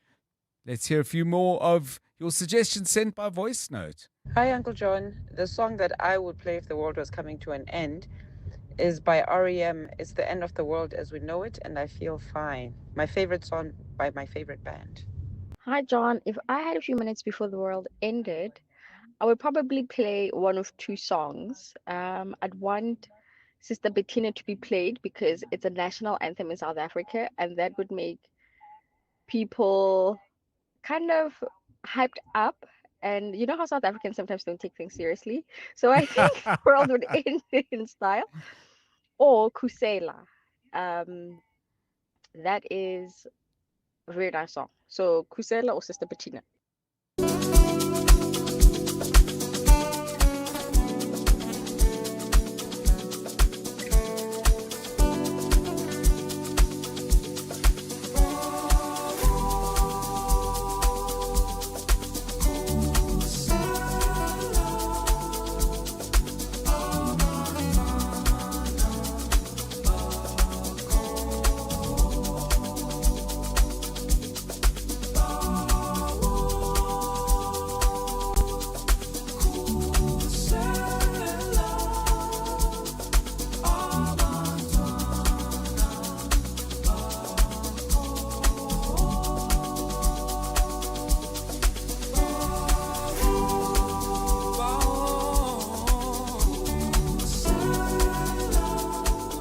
Kabza Da Small featuring Msaki, and of course Kabza Da Small and DJ Maphorisa have just sold out, it would seem, the FNB Stadium. Fabulous achievement, a huge concert in prospect. A few more of your suggestions. Mike and the Mechanics, Living Years, that's one that's coming. Dido, Life for Rent is another suggestion. I'd say compile your playlist, but hey, guys, you're only going to get to play one song. Now, I think if we took a vote or counted up the number of requests for particular songs, this one sort of really has been the biggest. So let's play out with where we started this particular conversation thread in the show right at the beginning of the day. Here is REM. It is the end of the world. That's great. It starts with an earthquake, birds and snakes, an airplane. And Lenny Bruce is not afraid. I have a hurricane. Listen to yourself. Churn world serves its own needs. Dummy serve your own needs. Beat it up an ox, speak, grunt, no strength. The ladder starts to clatter with fear. Fight down, high wire in a fire. Represented 7 games in a government for hire in a combat site. Left and west are coming in a hurry with the furies breathing down your neck. Team my team reporters babble Trump, Kevin Croft. Look at that, no plane, fine, then overflow. It's not the end of the world, it is just the end of the show. Thank you for joining us on 702 Drive. I'm John Perlman. Good night. Patriotic slam, fight bright light, feeling pretty sight. It's the end of the world as we know it. It's the end of the world as we know it. It's the end of the world as we know it. And I feel fine. And now, The Money Show. With Stephen Grootes, live on 92.7 and 106 FM. Streaming on the Prime Media Plus app. And DSTV channel 856. The Money Show with Stephen Grootes is brought to you by Absa Business Banking, featuring the Agri Trends 2026 Autumn Edition. In agriculture, smart moves need smart insights. We get it. Good evening. On your Money Show tonight, Transnet finally making strong progress at our ports, but the wind in Cape Town still blowing a major problem. Solly Malatsi says he wants to make it easier for Starlink to come to South Africa, but ICASA says not so fast. The SAA CEO,